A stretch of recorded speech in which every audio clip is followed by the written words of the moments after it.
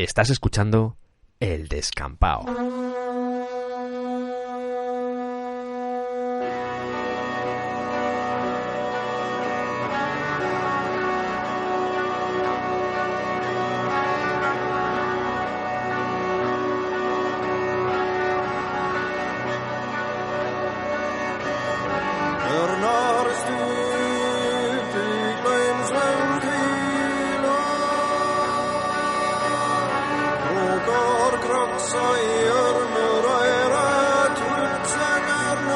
Bienvenidos al Descampao.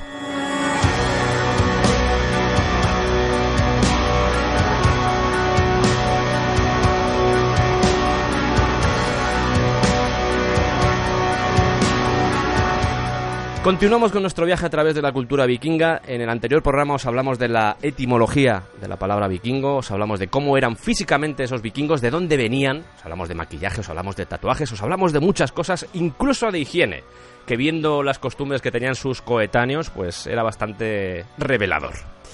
En este programa os vamos a contar muchas cosas relacionadas con la jerarquía, os vamos a contar muchas cosas relacionadas con cuáles eran las costumbres y cómo se organizaban los vikingos. ¡Bien! Y al igual que nos sucedió con nuestra anterior entrega, contamos con Iván Martín. ¿Cómo estás, Iván? Muy buenas, Sergio. Encantado de estar aquí otra vez, bebiéndome mi cuerno de cerveza, presto a iniciar esta segunda entrega de la saga vikinga. De momento el feedback que hemos tenido del anterior capítulo está siendo bueno. Muy bueno. Tampoco es que tengamos mucho porque se estrenó hace pocas horas. Sí. Nosotros esperamos que os guste lo que estamos haciendo porque van a ser varios programas hablando de vikingos. Este es el segundo, pero esto es un elemento vivo como la propia historia y es muy posible que salgan más programas de lo estipulado. Puede pasar, ¿vale? Ahí lo dejo. Los vikingos son la nueva Yakuza. Los vikingos, como dijimos al final del anterior, son la nueva Yakuza, efectivamente. Nos pasó ya con Esparta, de hecho. En Esparta salieron 2 programas, pero bueno, aquí nos hemos cebado un poquito más. Yo creo que a medida que vaya avanzando en el descampado, creo que los trabajos de investigación van a ir a más. Al menos tengo esa sensación. Sí, no descartamos cambiar el nombre al podcast y llamarlo El Vikingao. El Vikingao, efectivamente. Porque esto es, coges el hilo y vamos, o sea, madre mía, que sale más cosas, ¿pero esto qué es? Y no paramos de añadir cosas a los apuntes, decir, oye, ¿y si esto qué tal? Aquí podía ir bien, podía funcionar, esto también, ahora este tema, ahora otro tema, cuando te metes en un tema y otro subtema, o hay una investigación nueva que revela que todo lo que pensábamos ha cambiado, es, como tú has dicho, historia viva. Y esto es lo más bonito del mundo. Es como una caja de bombones en la que te gustan todos los bombones, básicamente. Sí. Entonces, no hay ningún bombón agrio. Y como os decíamos antes, vamos a empezar ya con la jerarquía social, cómo se organizaban estos vikingos, porque eso nos va a revelar algunos elementos y nos va a hacer entender también por qué se diferenciaban tanto de sus compañeros de época. Sí. De hecho, yo creo que la primera diferenciación que podemos hacer con ellos, con estos compañeros de época, es el tema de la flexibilidad entre los diferentes estamentos que componían la jerarquía de los vikingos. Cuando hablamos de vikingos, ya lo dijimos en el anterior programa, estamos hablando de los escandinavos, pero decimos vikingos un poco para resumir, ya que este programa va sobre cultura vikinga, pues un poco para que se entienda, pero estamos hablando en realidad de los escandinavos de la era vikinga. Sí, que en el anterior programa dejamos claro que no todos los escandinavos eran vikingos.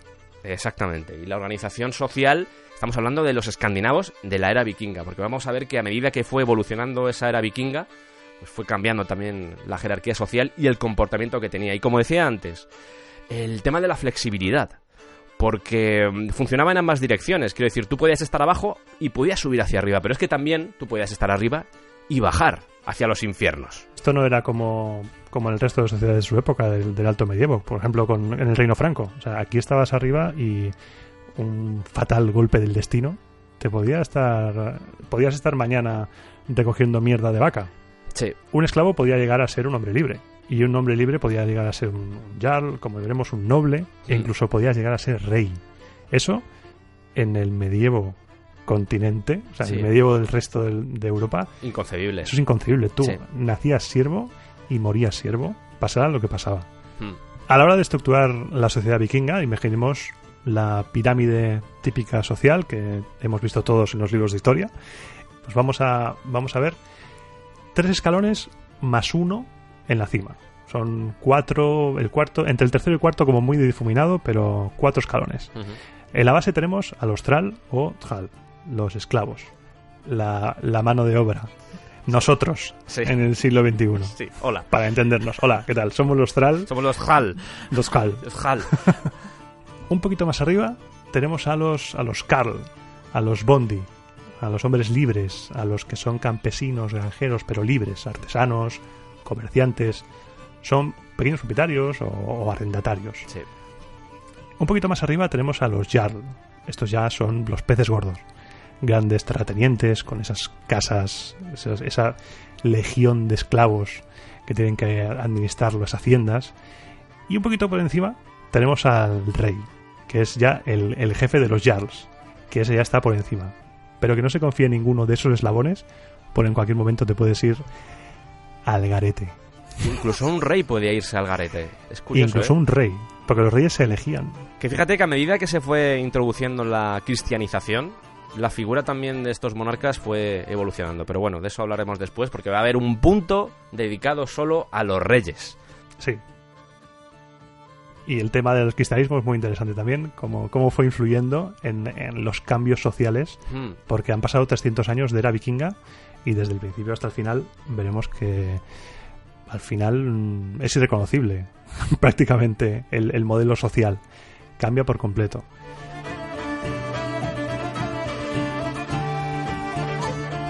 Y una vez hecha esta diferenciación que acaba de señalar Iván, la de estos 3 estamentos, más el rey en la punta de la pirámide, si te parece vamos a empezar ya con los Thrall, que es una pronunciación que le he visto hacer a un danés, y no sé si es correcta, pero él dice algo así como Thrall, que en realidad es Thrall, que es una palabra inglesa, quiero decir, os vais al inglés, y Thrall significa esclavo en inglés. Y esto me lleva también un poco, Iván, aunque es un poco off topic, la palabra slave viene de eslavo. De eslavo. Claro, que a veces se nos escapa un poco el origen, la etimología de las palabras, y creo que es importante, y en el descampado intentamos siempre darle la importancia que merece. Y en el origen de las palabras tenemos mucha historia. Es que te dice mucho, en este caso, slave, eslavo. ¿Por qué? Bueno, pues igual lo contaremos en algún otro programa. Os dejo ahí pensando. En algún otro especial. Os dejo ahí pensando ese tema. ¿Quiénes eran estos esclavos, Iván? Pues estos esclavos eran una masa de población de origen diverso. Por ejemplo, uno podía convertirse en Thrall siendo capturado en una guerra, o bien siendo condenado por algún delito, o por una deuda que no podías pagar. Esto podría hacerte ser esclavo de la persona a la cual has robado, por ejemplo. De verdad. Le robas una vaca al vecino y de repente eres esclavo. La ironía del destino, el karma del destino. También, por ejemplo, podías ser esclavo de nacimiento.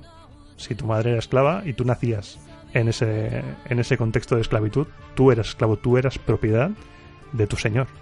Porque sí, los vikingos, está muy bien, molan mucho los vikingos, pero no olvidemos, los esclavos son objetos. Sí. Los esclavos están al nivel de los animales de granja. Cuando has dicho, por ejemplo, los capturados en la guerra, a veces tenemos la sensación de que se refieren solo a los extranjeros que eran capturados pues cuando se iban, por ejemplo, a saquear, cogían a gente que vivía por allí y decían, venga, os venís con nosotros.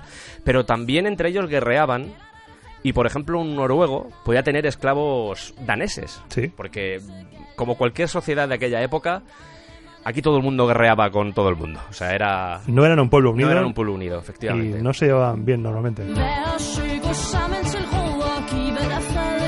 ¿Y esta gente qué hacía? ¿Cuáles eran los quehaceres de los Thrall? Esta gente, pues, se encargaba de tareas de construcción, los canales, las casas. También estaban trabajando en las granjas.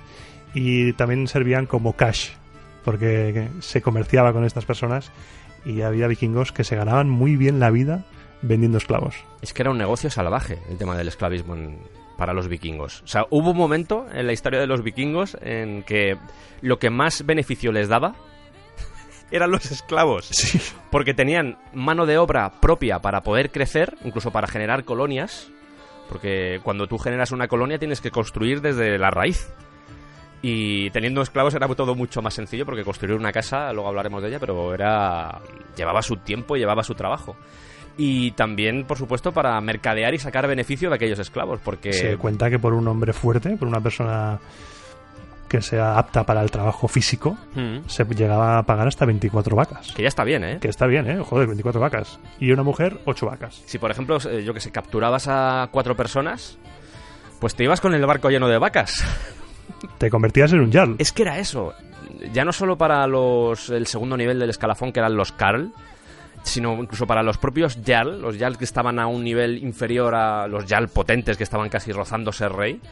El tema del saqueo ya no era simplemente un tema de beneficio económico, sino que también había detrás un prestigio, y no solo un prestigio de decir, no, he estado en una batalla y he sobrevivido, sino de decir, no, es que estoy beneficiando a mi pueblo.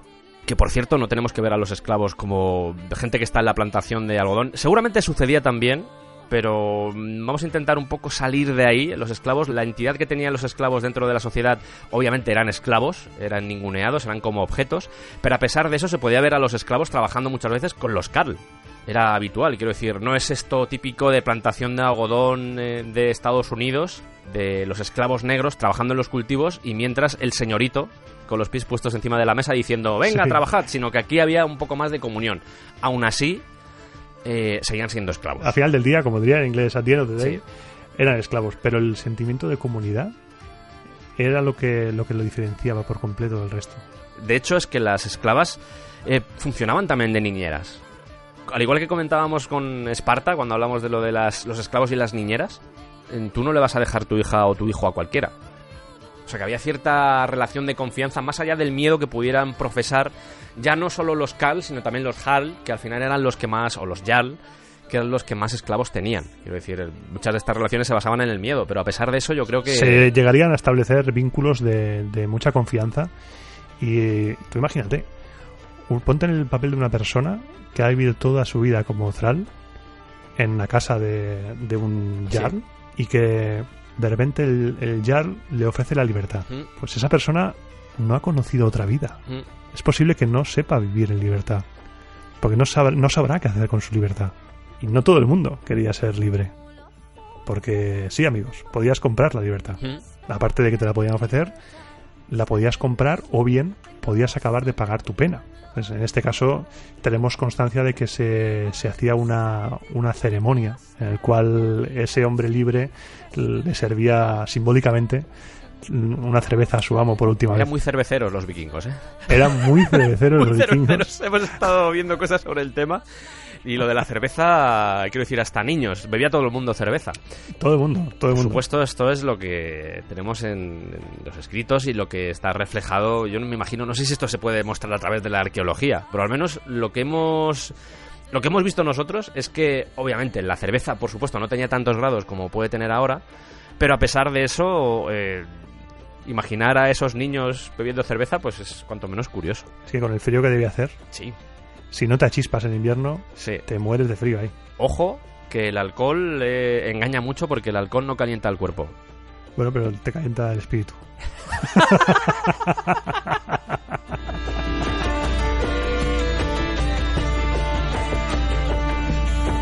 Cuando estos esclavos dejaban de ser esclavos, se convertían en libertos, al igual que sucedía en Roma, ¿no? Exacto, Sergio. En Roma, cuando un esclavo era liberado, adquiría la condición de liberto, que no tenía la ciudadanía romana, pero era una persona libre. Pero del mismo modo que pasaba en Roma, en la sociedad vikinga, este liberto aún tenía lazos con su antiguo amo. Tenía una relación clientelar con ese amo. Si había que votar algo en el Thing, el amo le decía lo que votar. El amo le daba la papeleta del PP para que votara al PP.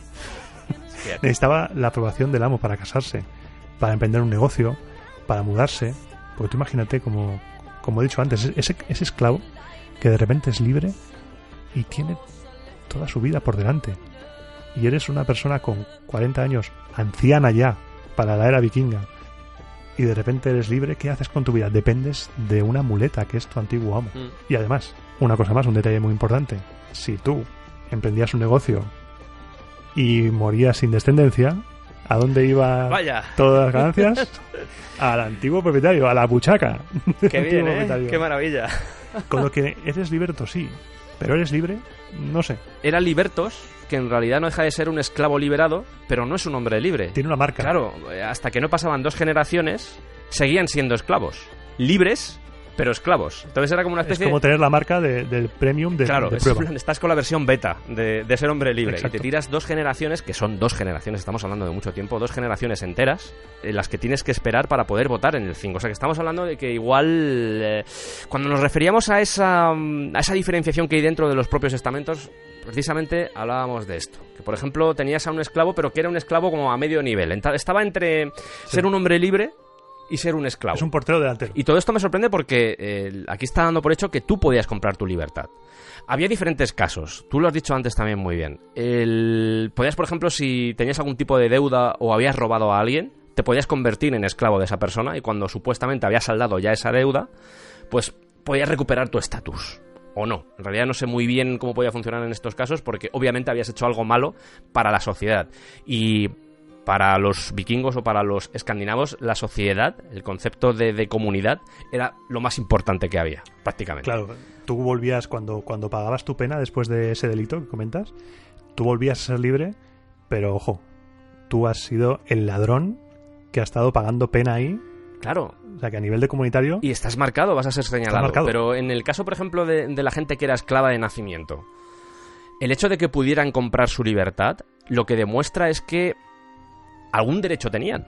Obviamente no podías llevar armas, al igual que no podían llevar armas ni las mujeres ni los niños. Quiero decir, estaban todos dentro de ese saco. Pero algún derecho tenías que tener para poder comprar tu libertad. Es decir, alguna remuneración. Claro, alguna dinero. remuneración, porque a veces, a eso me refería antes con lo de la plantación de algodón, que no es un tema ya tanto que insistimos. El tema de la jerarquía social ha evolucionado y igual estamos hablando de una época que no es precisamente el inicio de la era vikinga. Pero al menos lo que se constata es que hay esclavos y aparece, no es que me lo esté inventando ni es una cosa que estemos basándonos ni siquiera en literatura, sino que en las propias tumbas se refleja que un esclavo había dejado de ser esclavo y que ahora era un hombre libre y aparece además a quien había pertenecido. Quiero decir que eso está demostrado al menos en piedra, está grabado en piedra.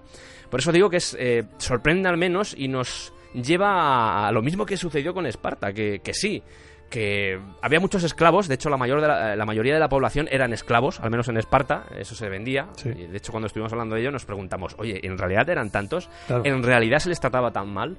Y sí, pero yo creo que al final la esencia de esto, la esencia del propio esclavismo, es que dependiendo de quién fuera tu amo, eras un objeto o eras un ser humano. No tanto por imposición social, sino por la forma de ser o la naturaleza de tu amo. Sí. Que al final es lo importante, yo creo, que de cualquier sociedad, no solo de los vikingos, sino de cualquier sociedad. Cualquier sociedad. Depende de cómo sea tu jefe. Ya te hablo a ti, oyente. Depende de cómo sea tu jefe, tu jornada laboral será mejor o peor, ¿verdad? Pues esto es exactamente lo mismo. Además que muchas de estas fuentes que señalan lo mal que se trataba a los esclavos, obviamente se les trataba mal, eran mano de obra, trabajaban como animales. De hecho, muchas de las construcciones que se hacían en Escandinavia, las construcciones duras, hacer un canal, hacer puentes, hacer lo que fuera, se encargaba a esta gente de hacerlos, incluso los barcos, la construcción de los barcos, no tanto la ideación de los barcos, la creación de los barcos tal cual, de decir, oye, vamos a ver cómo hacemos este barco, sino la mano de obra chunga, esa mano de obra que puedes tener trabajando durante horas y que no importa nada, obviamente estaban ahí, sí. Pero lo que queremos evidenciar es que la mayoría de las fuentes que señalan lo mal que estaban los esclavos no eran paganas. Y esto ya también nos deja caer que, ojo... Sí, no, porque no olvidemos que la esclavitud es el gran enemigo del cristianismo. Claro, para los cristianos, de hecho, parte de la evolución que hubo con el esclavismo fue esa. Que gracias al cristianismo dijeron, oye, relajaos un poquito con esto de comerciar tanto con seres humanos, porque al final de la era vikinga es que eso era ya el festival, o sea, era ya... Eso era Wallapop. ¡Hay oro! ¡Dejaos de oro! Déjate de oro y coge a los monjes. Claro, mete a los monjes al barco. Es que era así, es así de triste. Y gracias al cristianismo, que siempre... Vamos a intentar decir las cosas buenas del cristianismo y las cosas malas del cristianismo. Sí. Y en este caso al menos fue una cosa buena. Porque por ley se dijo, oye, relajaos un poco. Que sobrevivió, de hecho, la propia esclavitud sobrevivió. Después de que se impusiera o el cristianismo estuviera más globalizado dentro de la sociedad vikinga, se siguió haciendo el esclavismo, pero digamos que fue remitiendo, porque dijeron... Vamos a cortarnos un poco. Sí, vamos a cortarnos porque... Porque llegó a extremos, como decías, llegó a extremos lamentables y escandalosos. Siempre ha sido así, quiero decir, el esclavismo siempre ha existido a lo largo de la historia y da igual de qué sociedad, cultura, país, credo hablemos, que el esclavismo, obviamente, si tú vas a un país, tienes dos opciones, arrasar y asesinar a todo el mundo, o decir, oye, los trabajos de mierda que tenemos en nuestros países, vamos a traernos a toda esta gente, incluso, mira, por este tío me dan 24 vacas. Pues 24 vacas que me voy a llevar solo por secuestrar y por llevarme a este monje. Tío. Claro. Y este monje que está todo mazao. Y es un negocio, claro. Este monje que levanta 7 Biblias con cada mano. El chuachemonje, ¿sabes? El chuachemonje. El chuachemonje. Arnold Chuachemonje, ¿sabes? El poder de Dios en sus bíceps. Pero es así, quiero decir, la esclavitud, incluso a día de hoy sigue existiendo esclavitud. Ha habido una evolución, obviamente, pero cuando digo esclavitud no me refiero tanto a lo que podemos tener nosotros con los trabajos que tenemos en nuestro día a día, sino esclavitud tal cual. La esclavitud tal cual sigue sucediendo. Exactamente, sigue sucediendo. Ya no solo porque nos centramos a veces mucho en el tema de los órganos, pero se sigue comerciando con seres humanos. Eso es así. Y también el cristianismo estaba en contra de la esclavitud, pero del feudalismo salvaje, ya tal. No todo iba a ser bueno. Fíjate, por cerrar el tema de los esclavos, en Dinamarca en el 1241 está registrado un código civil que se llama Codex Olmiensis. Aquí ya hablamos ya de la Dinamarca cristiana, ¿no? Sí, es Dinamarca cristiana y ya se empieza a legislar sobre el tema de los esclavos porque obviamente la era vikinga estaba pues más que recogida. Sí, ya habían recogido la mesa y habían apagado la luz. Estaba todo pues casi por 200 años. Sí. Estamos hablando de 1241 y el fin de la era vikinga o de la supuesta era vikinga, que de nuevo, lo dijimos mucho en el anterior programa, pero insistimos en ello, no deja de ser una banderita, porque la era vikinga pues seguramente... Continúa, la era vikinga continúa. Yo creo que hasta el día de hoy prácticamente. Mientras haya gente viviendo en Escandinavia, la era vikinga continúa. Eso es. Bueno, pero sin saquear. Bueno, exacto. Bueno. Depende de cómo lo mires. Pero lo que vengo a decir es que ya la era vikinga estaba más que cerrada, al menos en los libros, en lo que viene a ser en los documentos o en los papeles, de decir, este es el final, pero aún así, este tipo de cosas, como por ejemplo el esclavismo, se tenía en cuenta. Y fue gracias al cristianismo. Fíjate, para que te hagas una idea, Iván, yo he llegado a leer hasta que se les castraba para que no se reprodujeran. Imagínate. Que no sé si era verdad. Eso me parece una locura, porque estás castrando a tu propia mano de obra, porque es un esclavo gratis. Pero, al mismo tiempo, se supone que las mujeres esclavas solo podían pertenecer... Esto es lo que he leído. Pero las mujeres esclavas solo podían pertenecer a su jefe, a su amo. Entonces, su amo sí podía reproducirse con ellas, pero el resto de esclavos no. Insisto, creo que a veces generalizar con el mundo de los esclavos es complicado porque al final es un tema de naturaleza humana. Por supuesto que había amos así. Hijos de puta. Exacto, hijos de puta de todas partes. Siempre ha habido, o sea que... Ya hemos hablado de esta gente, ya hemos hablado de los Tjal, pronunciado de nuevo así un poco, que yo mismo me estoy un poco sobrecogido de pronunciarlo mal. Y vamos a ir con los Karl, los Bondi o su plural Boender. Ahora vamos con el segundo grupo. Damos un pasito hacia arriba en la escalera de la pirámide social y ahora nos centramos en lo que es los granjeros, artesanos, comerciantes, pequeños propietarios, que su única aspiración en la vida prácticamente era subir como sea en ese escalafón, ya sea con saqueos, ya sea a base de amasar bienes, pero era como el trampolín. A la mínima oportunidad se intentaba subir siempre y cuando el dinero te lo permitiera, porque como pasaba en la antigua Grecia, si quieres ir a la guerra te compras tú tus armas. Que voy de saqueo. Pues te lo pagas tú. E incluso las provisiones también se las tenían que cubrir ellos en muchos casos, ¿eh? Sí. Irte de saqueo era una apuesta de futuro y te podía salir bien o te podía salir mal, dependiendo de vikingo era como ir a la fiebre de oro en el oeste. Y dependiendo de las aspiraciones sociales que tuvieras, porque como bien ha dicho Iván, ahí tenías que planteártelo, decir, oye, ¿merece la pena jugarme la vida por subir en el escalafón? Pues había gente que igual quería una casa más grande, por ejemplo, como nos pasa también a nosotros ahora, pero quiero decir, tienes que hacer ciertos sacrificios al final por conseguir las cosas que quieres. No pain, no gain. De hecho, había como dos tipologías, seguramente había más, pero sobre todo en el tema de lo del ser propietario o no de tu terreno, de tus tierras. Había dos tipologías, esto es sentido común, los que eran propietarios, me imagino que eran pequeños propietarios, porque si eras un gran propietario directamente pasabas al siguiente escalafón, o sea que eran medios propietarios, pues tenían igual un sitio para pues la típica granja pequeña en la que vivía toda la familia y tenía su ganado y tenía su huerto para plantar sus pepinos y sus tomates.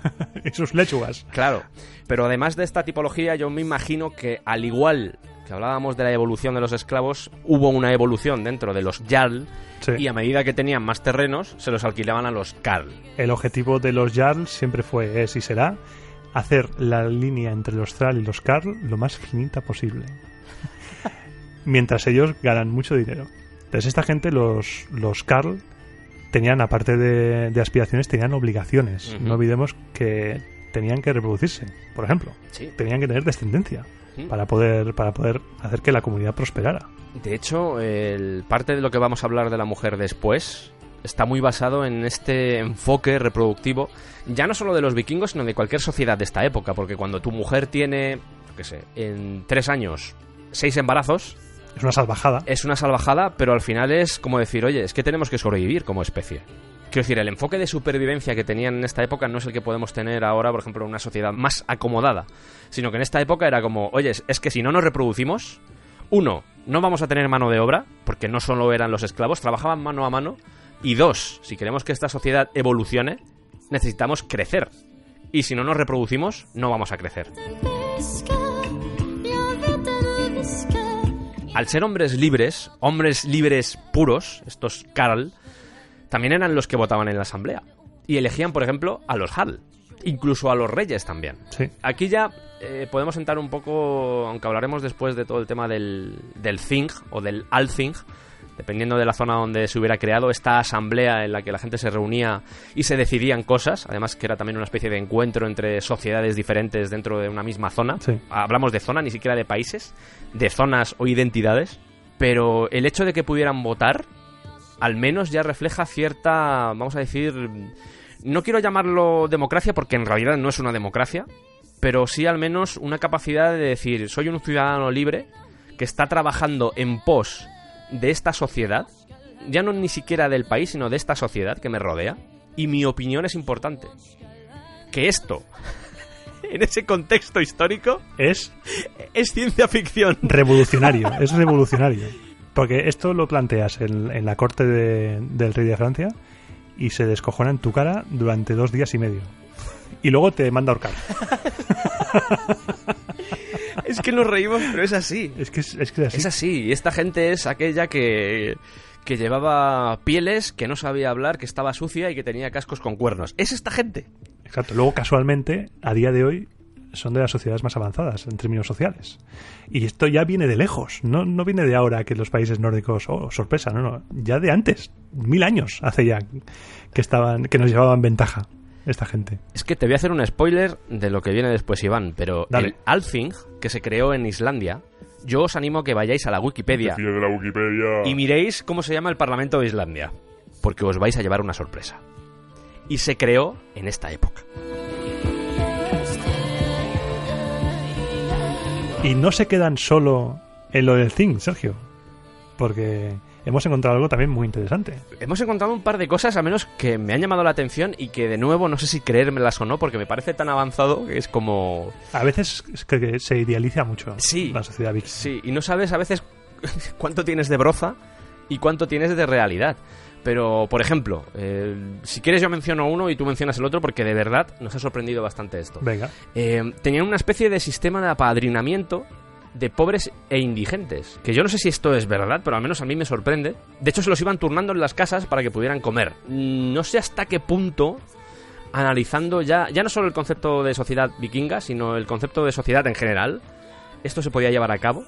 Pero cuanto menos me sorprende, porque obviamente los mendigos estaban al mismo nivel que los esclavos. O sea, yo me imagino o deduzco que los mendigos habían sido hombres libres a los que les había ido muy mal, ya no tanto de que te hubieran acusado por robar o por tener una deuda, sino simplemente porque pues, las cosas habían salido. Un negocio, por ejemplo, te había salido horriblemente mal y habías acabado al final En la mugre. pues, en la mugre. Un poco también como puede suceder ahora. O malos vicios, por ejemplo, un problema con el alcohol. No sé hasta qué punto puede ser real, porque esta gente estaba en lo más bajo del escalafón, pero aún así intentaban cuidarlo, lo cual puede demostrar dos cosas. Uno, que es mentira, que es una opción. O la otra opción, que se preocupaban por su sociedad. Porque tampoco eran tantos, hay que decir al final. Es que cuando vamos repasando la sociedad vikinga y cómo se movía esa sociedad, nos viene a la mente la expresión de el bien común. Sí. Todo es por el bien común, para avanzar todos juntos. Porque si algo caracteriza la era vikinga es o avanzamos juntos o morimos solos. que ya lo veremos cuando hablemos en profundidad de los motivos de la expansión, entre comillas, de los vikingos por el resto de Europa.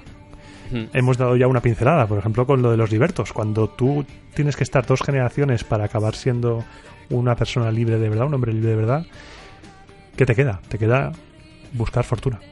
Sumado a las buscafortunas de los Karl, nos encontramos en una sociedad que ansía la exploración, ansía nuevos horizontes y ansía restablecer su familia y su estirpe en nuevos lugares en los cuales prosperar.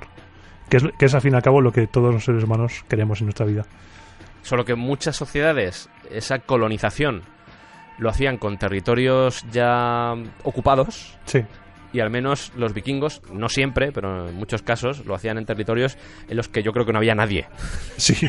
Como Islandia, por ejemplo. En Islandia hay que estar muy loco, para irse a Islandia. Sí. Pero en Islandia se formó una sociedad bastante interesante, porque hemos encontrado que en Islandia había un sistema de seguridad social. Sí. Nos deja locos. Pero también es que Islandia fue un poco como la versión 2.0 de la sociedad vikinga. Y cuando hablemos del Althing, más o menos vamos a esbozarlo. Quiero decir, claro. Al final el objetivo de estos programas es despertar un interés en los oyentes. Es decir, tú que estás escuchando esto digas, oye, pues esto de los vikingos me interesa, voy a profundizar un poco más. Ese gusanillo. Sí, el gusanillo, ya no solo por la historia, sino por cualquier otra temática y decir, oye, pues vamos a esto que han comentado de la seguridad social en Islandia, ¿qué es esto? ¿Qué dice esta gente? Estos señores hablando ahí. Esos señores mayores. De la seguridad social.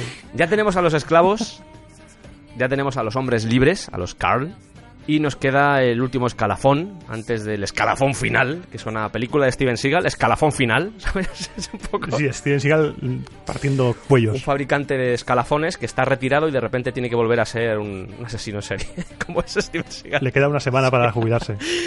En el último escalafón tenemos a los Jarl o su plural, Jarlar. Estos ya son los peces gordos. Aquí hablamos de los grandes terratenientes con grandes casas, con caballos, con un montón de esclavos que tienen que administrar los terrenos, tienen que hacer política con el resto de jarls. Es la aristocracia, entre comillas, de la sociedad vikinga. Lo que vendría a ser la nobleza, por ejemplo, para entenderlo dentro de nuestros estamentos. Claro. La nobleza vikinga. Cuando son las típicas escenas de las películas, cuando hay un entierro que a veces se entierra con sus esclavos, los poderosos, los que cortaban el bacalao. Porque claro, su poder, como en todas las sociedades del mundo, el poder de una nobleza no solo es el poder de su dinero, es el poder de su política. Y ahí es eso que comentabas tú antes, de que los Karl podían tener relaciones de dependencia con los Jarl, si esos Karl no eran propietarios. Lo que a su vez tenían también dependencia con los Thralls. Con lo que tenemos aquí una red clientelar, claro, de la cual los Jarl podían salir muy beneficiados y perpetuarse en esa zona noble de la pirámide alimenticia social. Por supuesto, ser Jarl no era tampoco una cosa de sentarte y esperar a que pasen las horas ahí mientras el resto trabaja, sino que también tenías que dar ciertas garantías a la gente que confiaba en ti. Tenías que dar el callo. Claro, quiero decir, tenías que mantener la seguridad.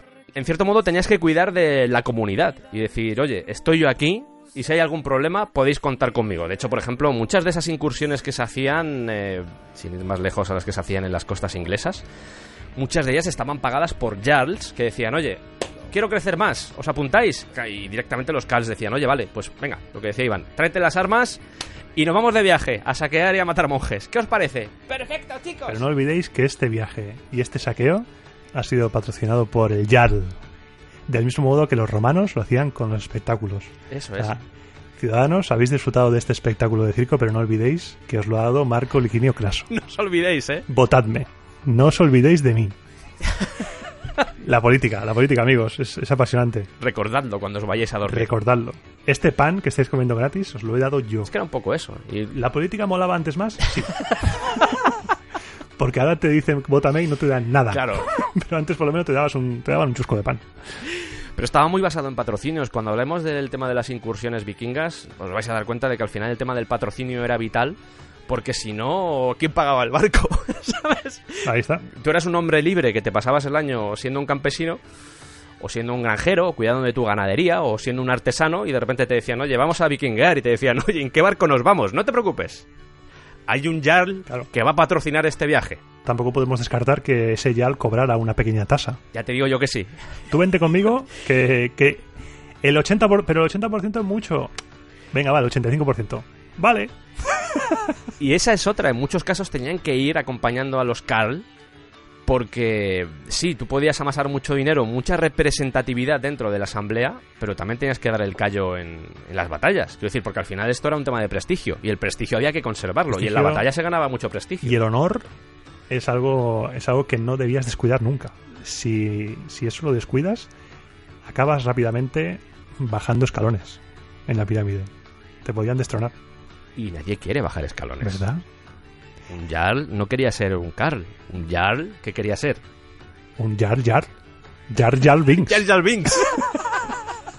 No, un rey, ¿vale? No, un rey. Es que se la ha dejado votando e iban... El Jar más famoso de la historia es Jar Jar Binks. Ha entrado feo. Ha entrado mal. Pero en realidad querían ser reyes. Al final, a todo lo que aspiraba... al final estos son, quiero decir, como sucede hoy en día, siempre que tienes una jerarquía, los que están abajo quieren tender hacia arriba. Exacto. Y obviamente los que están arriba nunca quieren tender hacia abajo. Es la propia naturaleza del hombre. El de arriba se quiere mantener y el de abajo quiere subir. Eso es así. Así es, y así ha sido, y así será siempre, desde que el mundo es mundo. Luego hablaremos de los reyes, profundizaremos un poco más, tampoco mucho, pero os contaremos si se basaba en herencia, si por ejemplo yo era rey, mi hijo era rey, cómo funcionaba eso, porque de nuevo os va a sorprender bastante, e insisto que igual la palabra no es la correcta, porque democracia significa otra cosa, pero sí al menos que la elección de un rey ya no era por la gracia de Dios, como podía suceder en las sociedades coetáneas, porque Dios me ha elegido, incluso los egipcios, sin ir más lejos. No, es que me ha elegido Dios. Hombre, pero... Es que... pero... Osiris me ha elegido. ¿Pero eso lo tienes por escrito o esto lo has soñado? No, me ha elegido. Ah, venga, eres el rey, ¿sabes? Eres el faraón. Ah, gracias, pues ya soy el faraón. En este caso no era tanto por la gracia de Dios, sino era por la gracia del pueblo. Del Thing. Claro. Y para cerrar todo esto que hemos comentado de la jerarquía social, Iván va a contar una cosa, va a contar una leyenda alrededor de esto, porque es muy interesante, sobre todo porque se refleja cada estamento social, y además de una forma incluso un poco poética. Sí, porque al ser humano siempre le ha gustado contar buenas historias para justificar las cosas que pasan en su día a día, y los vikingos no son menos. Tienen leyendas muy, muy interesantes, como es esta que justifica el por qué su sociedad está dividida en thralls, carls y jarls. Y esto nos lo explican en la Voluspa, que es el primer y más conocido poema de la Edda Poética. Es el poema que nos cuenta la historia de la creación del mundo y de su final, que está narrada por una vidente a instancias de Odín. En este relato, que es llamado la canción de Rig, la Ríxtula, sí. Pues en esta canción nos habla de Rig, un dios que se ha identificado como Heimdall. Recordemos Heimdall, el dios guardián de Asgard y del Bifrost. Hijo de Odín.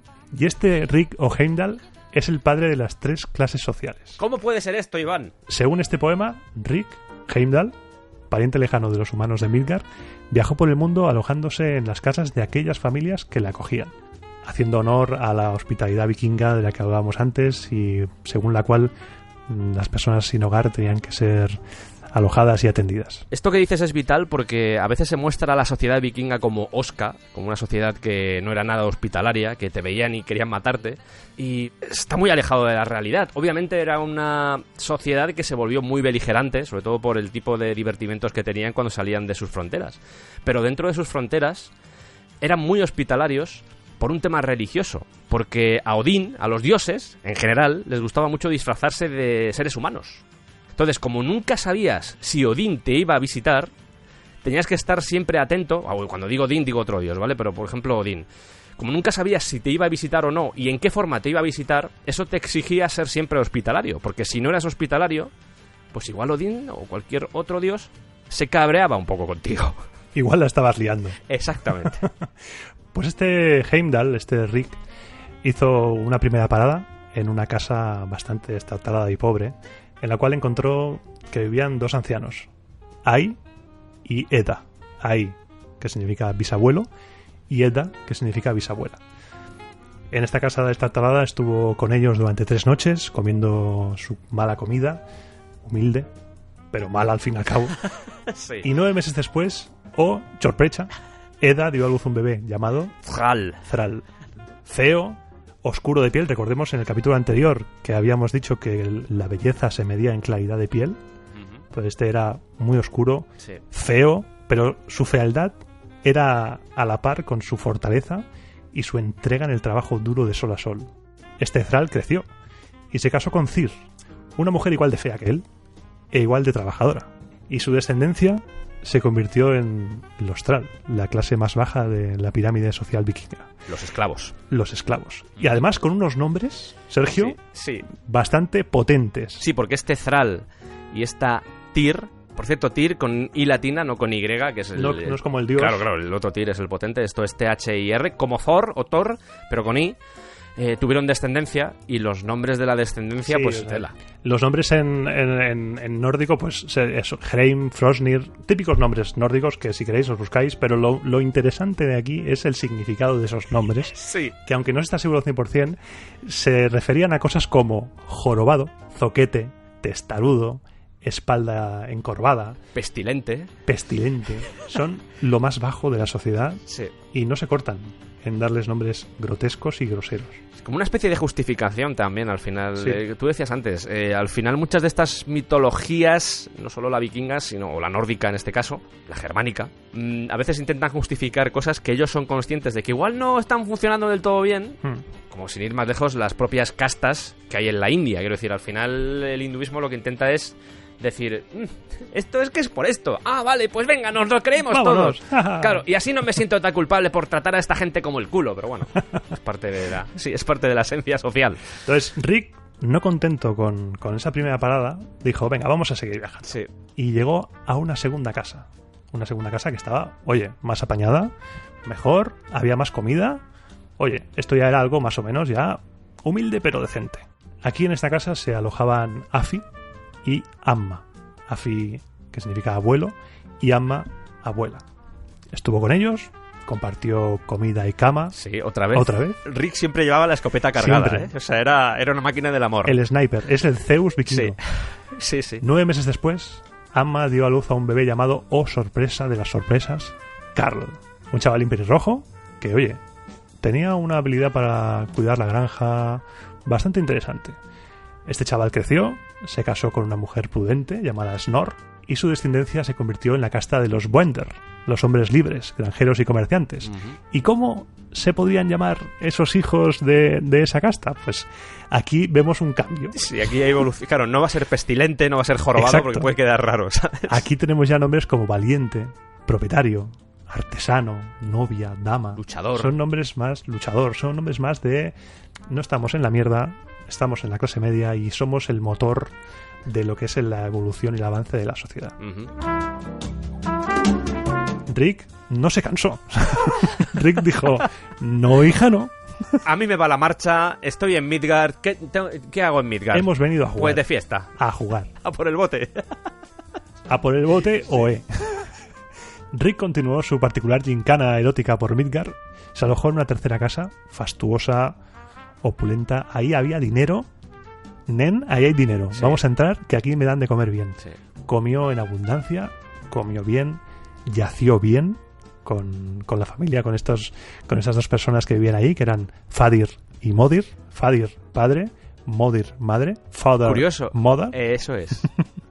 A los 9 meses, Modir dio a luz un bebé llamado Jarl, un niño casualmente rubio, blanco, hermoso según el canon vikingo, Sí. que se convirtió en un chico refinado, apuesto, delicado, con grandes dotes de liderazgo. Importante eso, ¿eh?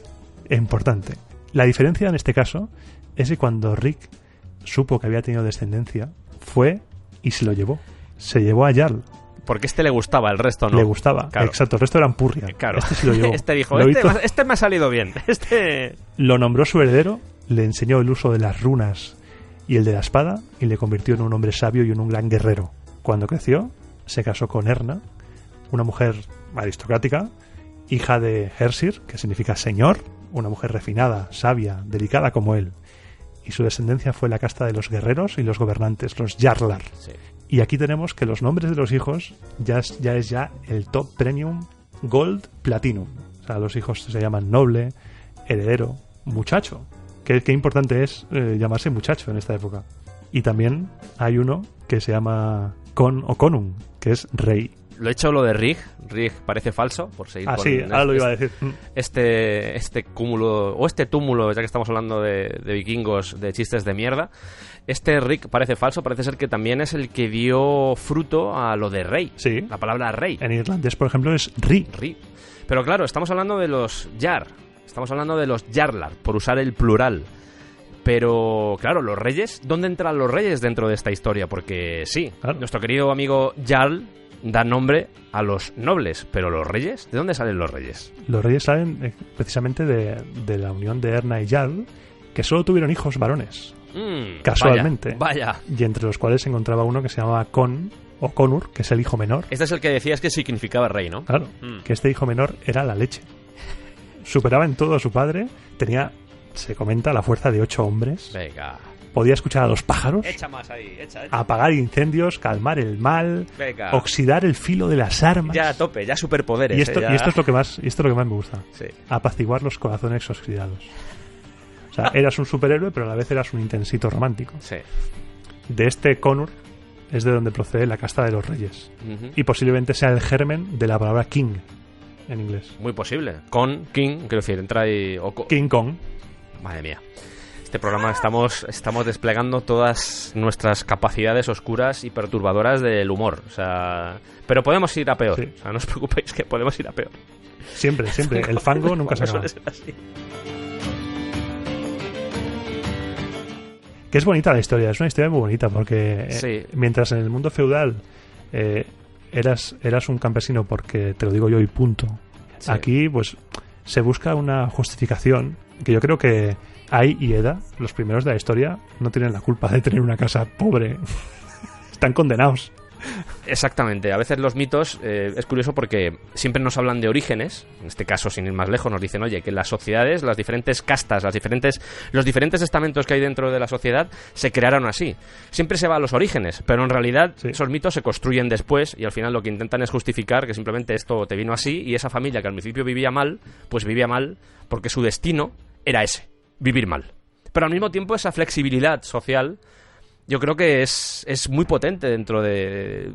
También le añade mucha complejidad, pero es interesante sobre todo que, joder, que tú, siendo un esclavo, al final pudieras acabar ya no como rey, porque eso sí que era imposible, ya os lo digo, era imposible, a no ser que fueras muy parecido, la típica película en la que eres muy parecido a un jarl y te haces pasar por él, que sería también una película interesante. Pero más allá de eso era muy complicado escapar de ahí.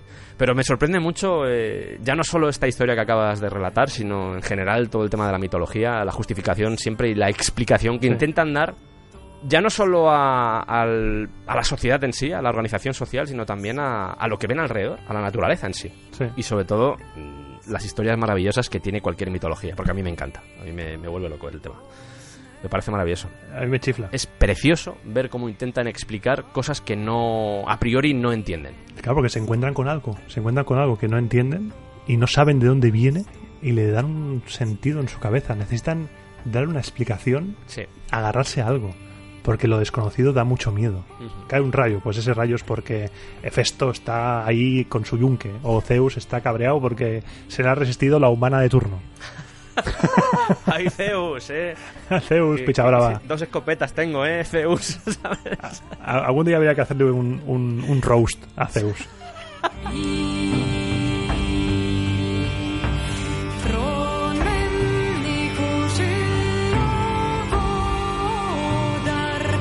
Y después de ver la jerarquía social, vamos a centrarnos en cómo vivía esta gente. Ya os hemos dicho cómo eran, nos hemos contado cómo se organizaban, pero creo que hay que hablar sobre dónde estaban y qué tipo de vida diaria llevaban. La mayoría de los habitantes de Escandinavia se dedicaban o estaban muy centrados en el tema de la agricultura y la ganadería, obviamente, porque era lo que te ayudaba a subsistir. Y esto que hacía que la mayoría de la gente se ubicara en el campo. Sí. Como sucedía yo creo que prácticamente en cualquier otra sociedad.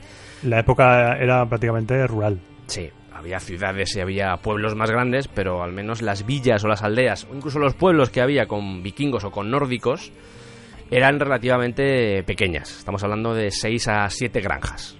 Ser granjero esto si tenéis familia que es agricultora os lo puede decir, o incluso si es ganadera de estas que llevan ya muchos años, os puede decir que ser granjero es bastante duro. Los ritmos de vida que llevan son muy difíciles, madrugas mucho, trabajas mucho, es muy pesaroso trabajar en una granja, y en esta época hacer que una granja de este tipo saliera hacia adelante requería mucho tiempo, porque no es solo ya recoger tus pepinos y tus tomates, bueno, y cuidar de tu ganadería, sino que también tienes que cuidar de la casa donde vives.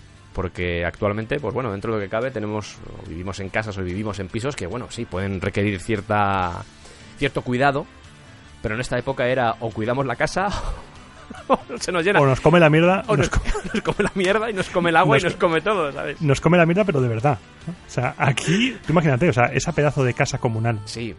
Enorme. Todos durmiendo, todos comiendo ahí. Sí. Al lado del establo. Eso lo tienes que limpiar. Porque hay 30 o 50 personas. Te mueres ahí. No sé si ese dato es cierto, lo de... Al menos... Yo flipé. Estamos hablando de... Y aquí os animamos a que busquéis imágenes sobre cómo es una casa comunal, una longhouse, por si queréis buscarlo en inglés, vais a encontrar seguramente imágenes en ambos casos, pero estamos hablando de una casa bastante grande, estamos hablando de una casa...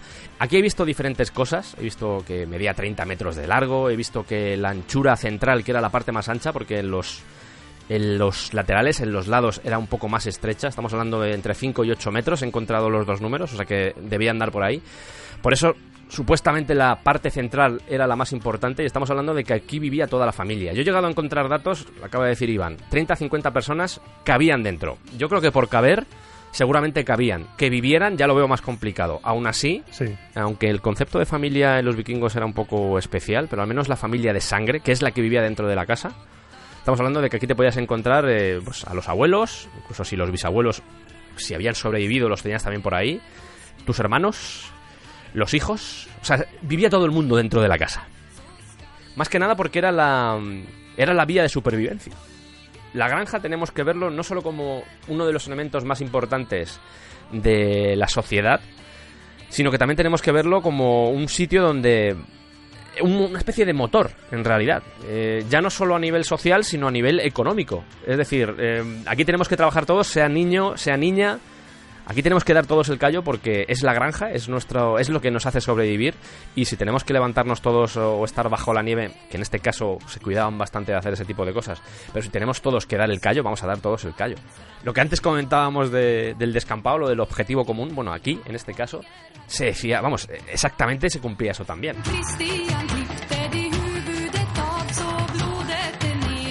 Estamos hablando de casas que, insisto, si buscáis las imágenes será todo mucho más sencillo porque estamos hablando de una nave central. Por dentro es la típica casa que seguro que estáis todos pensando de las películas de vikingos. Sí. Con esas dos filas de columnas. Podría estar ornamentado o no. Sí, depende de qué películas veáis, puede estar más ornamentado o no. De hecho, ahora que dices eso, hay muchas tipologías de casas. Quiero decir, hay una que es como la estándar, que es la que vamos a comentar, pero esto depende de la zona, porque al final, sobre todo por el tema de los colonos, tú miras casas de Islandia e igual no te coinciden con las que supuestamente estaban en Suecia o en Noruega.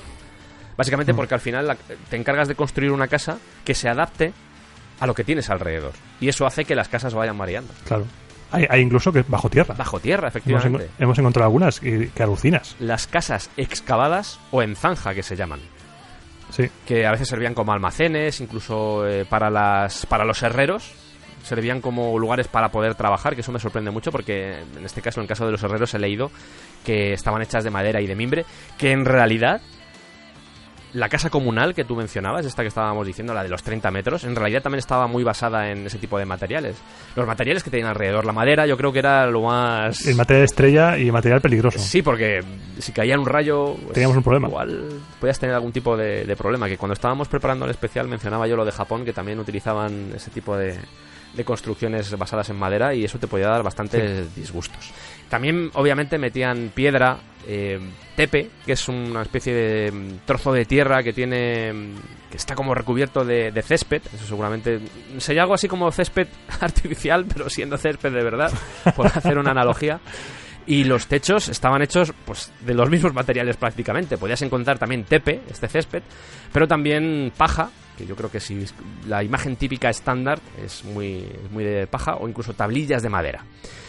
Lo del techo, a lo largo de los siglos, a lo largo de los milenios. Lo del techo siempre ha sido uno de los grandes problemas de cualquier casa, porque obviamente tienes que tener mucho cuidado, porque tiene que estar muy bien aislado, ya no solo por el frío, ya no solo por el calor, sino por el tema de la lluvia, o de la nieve, en este caso, porque te la puede liar. Y el hecho de que, si estáis viendo la imagen en este momento, veáis que está como en dos aguas, como si fuera, de hecho, una especie de barco invertido, que me gusta mucho la analogía, que la he leído por ahí, lo del barco invertido. Sí. Eso hacía que, uno, el agua pudiera caer por ambos lados, que no se quedara amontonada en la parte de arriba, que eso era peligroso, y dos, que el espacio interior fuera más grande, que al final era lo que buscaban también. El espacio que se pueda dar, bienvenido sea, porque es que... Aquí intimidad cero. Intimidad cero. De hecho, fíjate, es un poco off topic de nuevo, pero claro, yo voy leyendo cosas de los vikingos y a veces me vienen, pero un cronista árabe señalaba que, yo no sé si esto es verdad, pero que era muy común lo de que se pusiera la gente a fornicar delante de otros. Quiero decir, que no había mucho remilgo. El tema de la intimidad yo creo que es algo que hemos adoptado desde hace relativamente poco. Sí. Pero en estos años era como, pues están los niños, da igual. Aquí lo que interesa es reproducirnos. Me imagino que era más cómodo sin tener a tu hijo diciéndote, ¡papá! Momento, hijo, momento. Momento, por favor. Por favor te lo pido, ¿sabes? Por favor, Bjorn. Pero, claro, intimidad. Aquí todos dormían juntos, más que nada porque en invierno ya no solo es que durmieras tú solo, es que tenías que traerte a todo lo que pudieras para dar calor a esa casa. Dormir con la suegra. Dormir con la suegra, efectivamente. Ahí el concepto de intimidad yo creo que nos viene mucho de la moral judio-cristiana. Sí, seguramente. Y luego también hay que comer ahí. Ah, claro, hay que comer, efectivamente, sí. También comían.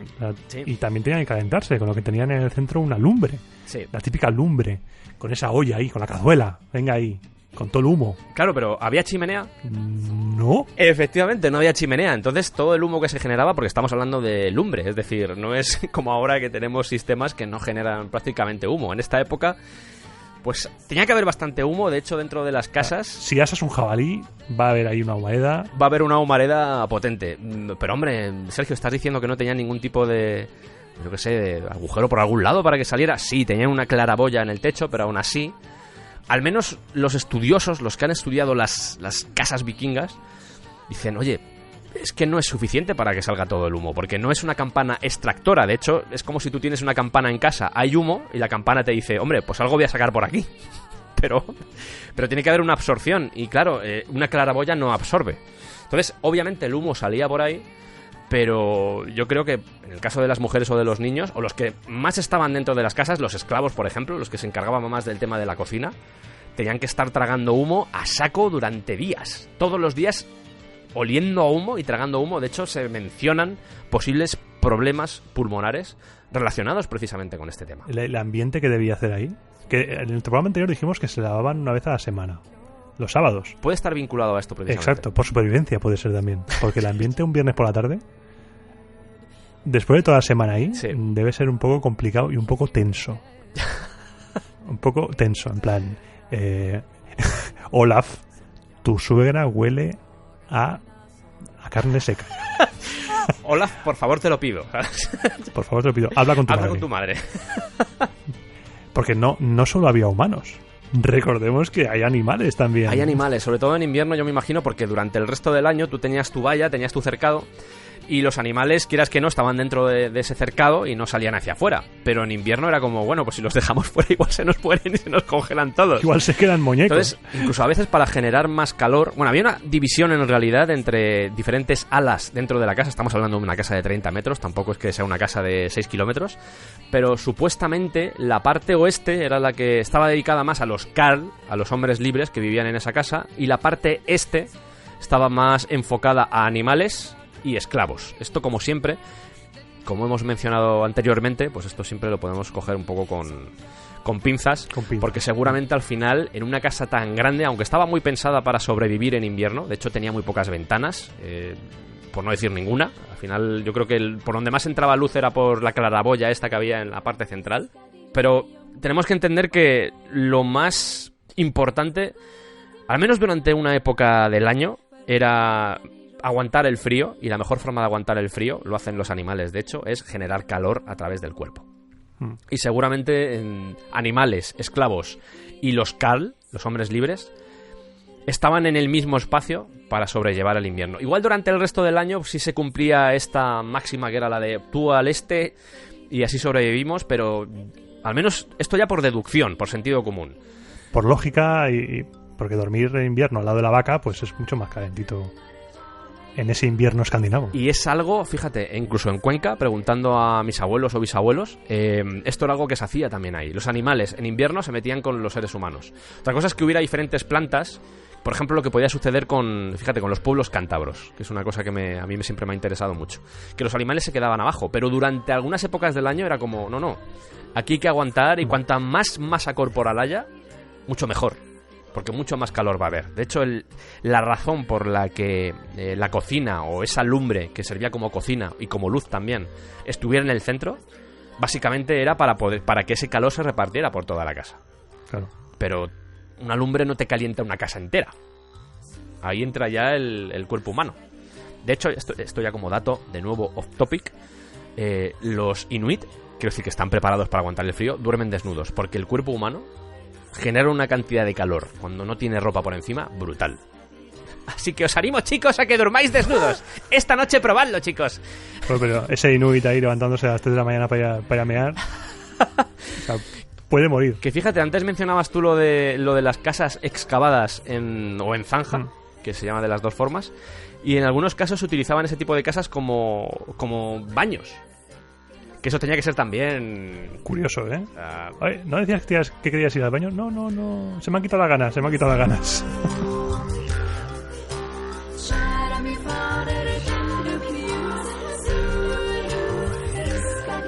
Hay dos elementos, fíjate que cuando estábamos hablando de esto de las casas, lo de la puerta siempre con cerrojo, por el tema que comentabas tú en el anterior programa, lo de las mujeres con las llaves, que eran las portadoras de las llaves. Sí. Las mujeres eran las que llevaban el manojo de llaves de la casa.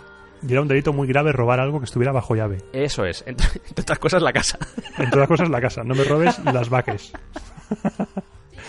Y también que en algunas casas, o lo que queda de aquellas casas, se han encontrado la típica entrada de los hogares a los que estamos acostumbrados, solo que en esta época en la que la gente podía dejar igual los zapatos, o podía dejar la ropa que traía de fuera. Como las entradas de casas japonesas que dejan ahí los zapatos. Exactamente.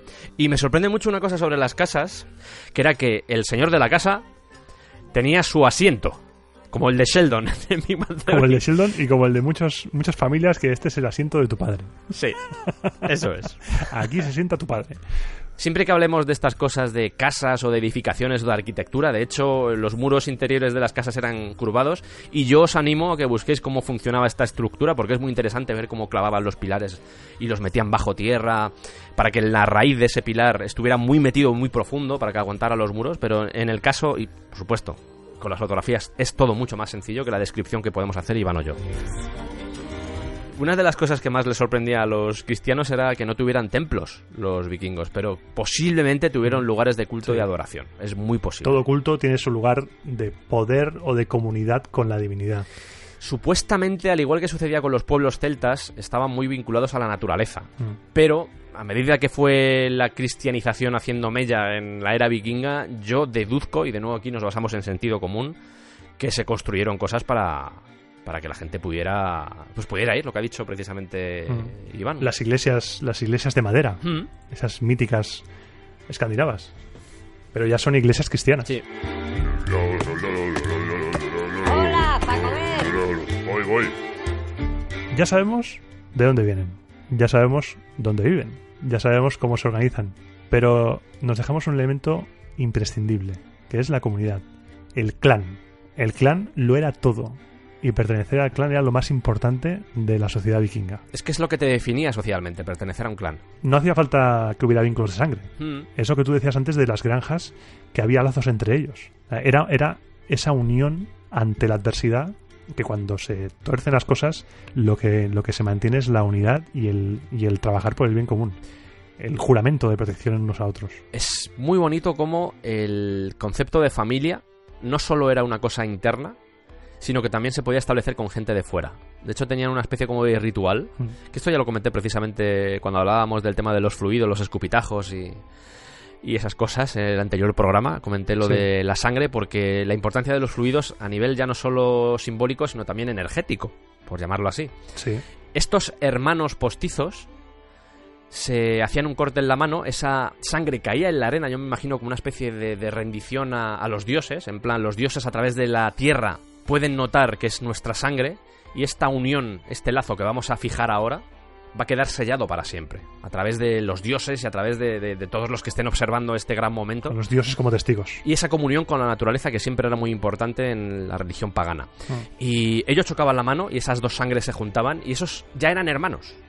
Y me podéis decir, pero no eran hermanos de sangre. No, es que ya eran hermanos de sangre porque ya había mediado la sangre. Ese vínculo. Igual puede costar verlo ahora, porque obviamente es muy peliculero, es muy peliculero. Sí, es muy peliculero y tenemos la concepción de familia muy desde los lazos de sangre, pero esta gente, la propia supervivencia, comentábamos antes también el concepto de la villa, esas granjas, llevaban a esto, a decir, oye, es que somos todos hermanos y tenemos que ir todos en la misma dirección. Y tenemos que velar por el honor de todos.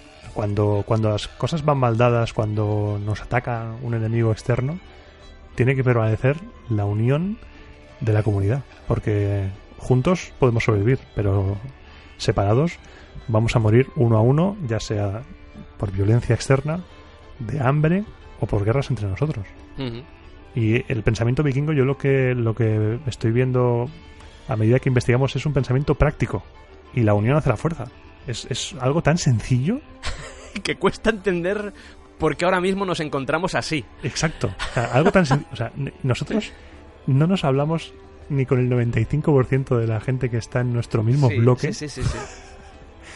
No conocemos a las personas con las que vivimos. Esto sería impensable para los vikingos.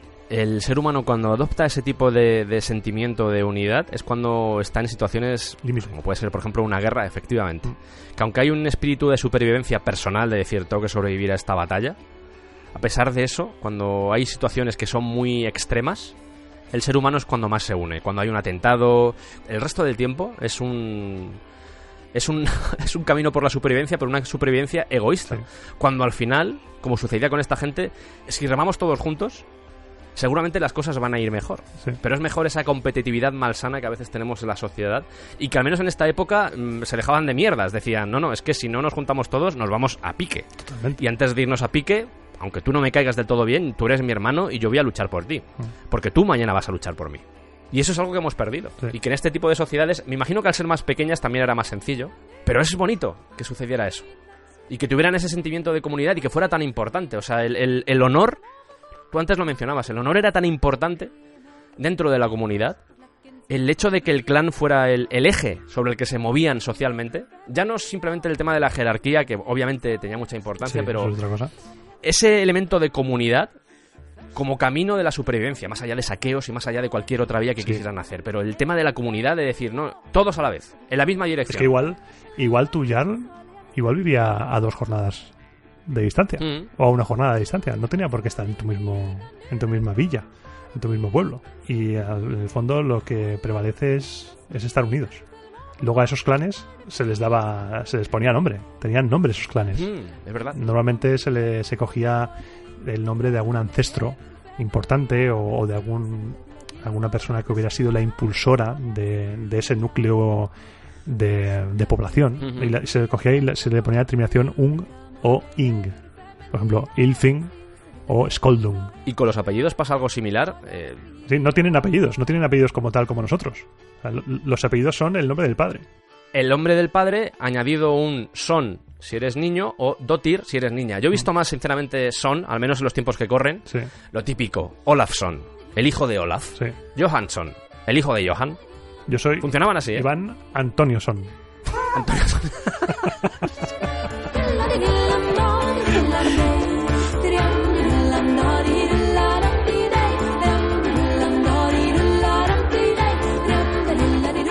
A lo largo de la era vikinga, la forma de gobierno fue evolucionando. A medida que el propio pueblo vikingo fue creciendo y expandiéndose, esa propia expansión pedía más jerarquización. Jerarquización que vino por contacto con otras culturas, con otros pueblos que tenían ya un modelo social mucho más jerarquizado. Hacía falta una especialización a nivel militar, mejor control para optimizar las granjas, y organizarse requería tener líderes. Y ahí es donde entra el cristianismo. Exacto, ahí es donde entra el gran caballo de Troya de la era vikinga, que es el cristianismo. Porque a partir del siglo X, que es lo mismo que pasaba en el resto de reinos y zonas y pueblos de Europa, la monarquía se centraliza o se intenta centralizar, porque bueno, daría para un programa el tema de la nobleza, los problemas que tuvo en la Edad Media y tal, pero sobre todo en Escandinavia, toda esa jerarquía se vertebró en torno a la figura del monarca.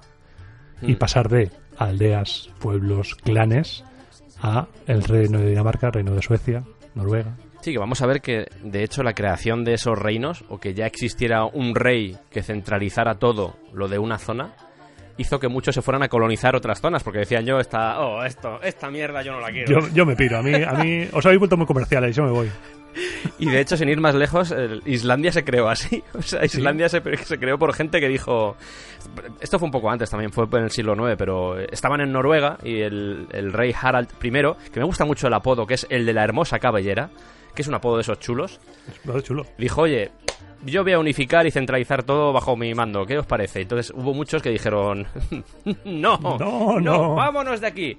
Y de esa forma se fueron a Islandia. Después os contaremos la creación del Althing, aunque ya hemos adelantado cosas, pero básicamente se produjo así, es decir, gente que no quería quedar bajo el paraguas de una monarquía que era muy típica en otras zonas, el tema de lo de tener monarquía y gobierno, pues ya os decimos, lo del tema iglesia, los estamentos base de cualquier sociedad contemporánea, lo de tener tu iglesia, tu monarquía y luego tener a la gente por debajo con algunos nobles por en medio. Pero básicamente... En esos siglos la iglesia y el gobierno, la monarquía... Eran prácticamente lo mismo. Eran uno. Eran esa pareja de amigos que todos tenemos que cuando quedamos todos están siempre liándose. Están liándose el lote. Y obviamente esto a los Jarls que gobernaban algunas zonas dijeron, oye, pues esto no nos interesa. Yo estoy bien como estoy, o sea que me voy a ir a colonizar otras zonas. Hasta luego Harald. La colonización de zonas por parte de los vikingos tiene historias muy curiosas. Sí. Como que ya hablaremos de Eric el Rojo y Groenlandia, una de las grandes estafas. De todas formas, fíjate, en las sagas, ya desde el principio, desde que empiezas a leerlas, aparecen muchos reyes que ya son súper tochos. O sea, son como ya nivel Super Saiyajin nivel 18.000. Pero en realidad no era tan así. No era en la época vikinga, no funcionaban de esa forma los reyes. Es el marketing elevado a la enésima potencia. Es el marketing y, de nuevo, al final no dejan de ser... Hay mucha leyenda detrás. De hecho, cuando hablemos de los vikingos ilustres, nos vamos a dar cuenta de que hay una cantidad de morralla que dices tú, venga, hombre, venga. Que los vikingos no tenían un rey como podemos pensar, por ejemplo, en Carlomagno, ese monarca. Eso hasta el cristianismo no tenían esa forma de gobierno, esa monarquía fuerte. No lo había. Porque, como decíamos antes, lo elegía el pueblo, no lo elegía Dios. Y a Carlomagno lo eligió Dios. Hombre, ese Carlomagno... Que eso, en cierto modo... Carlomagno está hecho. Que eso, en cierto modo, lo que hace es refrendar lo que tú acabas de comentar, la unión iglesia-estado. Estado entendido como monarquía, que al final entre ellos decían, no, es que te ha elegido Dios, gracias. Vamos a ello. Otro cliente satisfecho. De hecho, los primeros reyes, y esto ya lo hemos dicho antes, los primeros reyes vikingos eran electos, al igual que los Jarl. Lo que pasa que era como el siguiente nivel de los Jarl. Yo me imagino que en estas asambleas de gobierno donde se juntaban los hombres libres, pues se elegía a los Jarl, y yo deduzco, aunque no he encontrado mucha información al respecto, pero me imagino que los que elegían a los reyes, no sé si tanto eran los hombres libres, entendidos como la segunda... Los Jarls, ¿no? La segunda etapa, exactamente, la segunda etapa de la jerarquía social. No sé si era tanto eso, los propios Jarls eran los que se elegían entre ellos. Yo por deducción me imagino que eran los Jarls, es decir, no veo a un hombre libre eligiendo a un rey, exactamente. Pero sí veo a un Jarl diciendo, este puede ser un buen rey y este no. Sí. Me da la sensación, aquí puedo equivocarme, pero es no sé. Y ya los compitiendo entre ellos por ver quién la tiene más grande. Claro, claro. Es que al final era eso. Al final era eso. Porque tenías que demostrar muchas cosas para llegar a ser rey. Es ser, a ver quién es el más alfa de la manada. Sobre todo porque, uno, no era hereditario. Cualquiera, entre comillas, podía ser rey. Que eso es muy importante. Y segundo, tenía una duración determinada. No es que fuera rey y era como, venga, como en muchas otras monarquías, que era hasta que no me muera, no voy a dejar de ser rey, y después de mí, mi hijo. ¿No? Que era como funcionaba la mayoría de los países. En este caso no, en este caso era como, no. Y si no cumplías con las obligaciones que tenías como rey, a la calle. Al igual que los Jarls, al igual que todo el mundo. Quiero decir, había un nivel de exigencia que a día de hoy, o yo me imagino, en la Europa de aquella época no existía. No. Básicamente porque el rey era elegido por Dios y básicamente el pueblo no tenía ni voz ni voto en nada. Ahora me estaba acordando de la escena de los caballeros de la mesa cuadrada, cuando el rey Arturo se encuentra con ese campesino y le dice: yo soy el rey. Pues yo no le voté. Y dice el rey Arturo: a los reyes no se les vota. Es que es eso. Y con mayoría de 2 tercios al asunto. ¡Silencio, te ordeno que te calles! Te ordena, ¿eh? ¿Quién se creerá que es? Soy vuestro rey. Pues yo no le voté. A los reyes no se les vota. Y si ves aquí estamos viendo otro paralelismo con Esparta, con los reyes. De verdad. Tienen que rendir cuentas, los reyes no son hereditarios, y otra vez más. Aun siendo una posición cómoda, porque obviamente ser rey te ofrece unos réditos que son muy interesantes y muy apetitosos, porque tienes mucho poder y tienes acceso a lo que quieras, básicamente. Aún así, el hecho de que fuese una especie de contrato con el pueblo era positivo, sobre todo porque el rey tenía que demostrar cosas. No era sentarse en su poltrona y esperar a que todo el mundo hiciera, pues yo qué sé, organizara o administrara los reinos, cuando ya estamos hablando de reinos, incluso cuando no hablamos de reinos, es decir, que fuera capaz de administrar y de organizar a los diferentes jarls, que al final es como funcionaba esto. Es decir, el rey se comunicaba con los jarls porque básicamente también era un jarl, era como hablar de tú a tú a unos que habían pertenecido o que en realidad pertenecían al mismo escalafón y que podían ocupar tu puesto. Entonces, el hecho de que hubiera cierta fragilidad en el nombramiento de la monarquía... Están obligados a mantener una imagen y a dar ejemplo. Que esto varió con el cristianismo, porque con la llegada del cristianismo ya era Dios el que te había conferido ese poder y ya era como... me da igual todo, ¿sabes? Pero en esta época al menos había cierto nivel de exigencia por parte del pueblo dentro de los límites que podía tener el pueblo, porque sí, obviamente esto era una asamblea, la gente tenía voz y voto, pero tampoco nos flipemos porque al final estamos hablando de una sociedad medieval y aquí tenía que haber unos chanchullos y unos movimientos mugrientos, porque eso sí, es otra cosa no. Pero eso siempre. La política sucia y de trapicheos bajo mano ha existido siempre. Sí. Y aquí sea así, porque es que el Jarl Ulfric, no sé qué, el Jarl Ulfric tiene el doble de tropas que tú, así que te callas.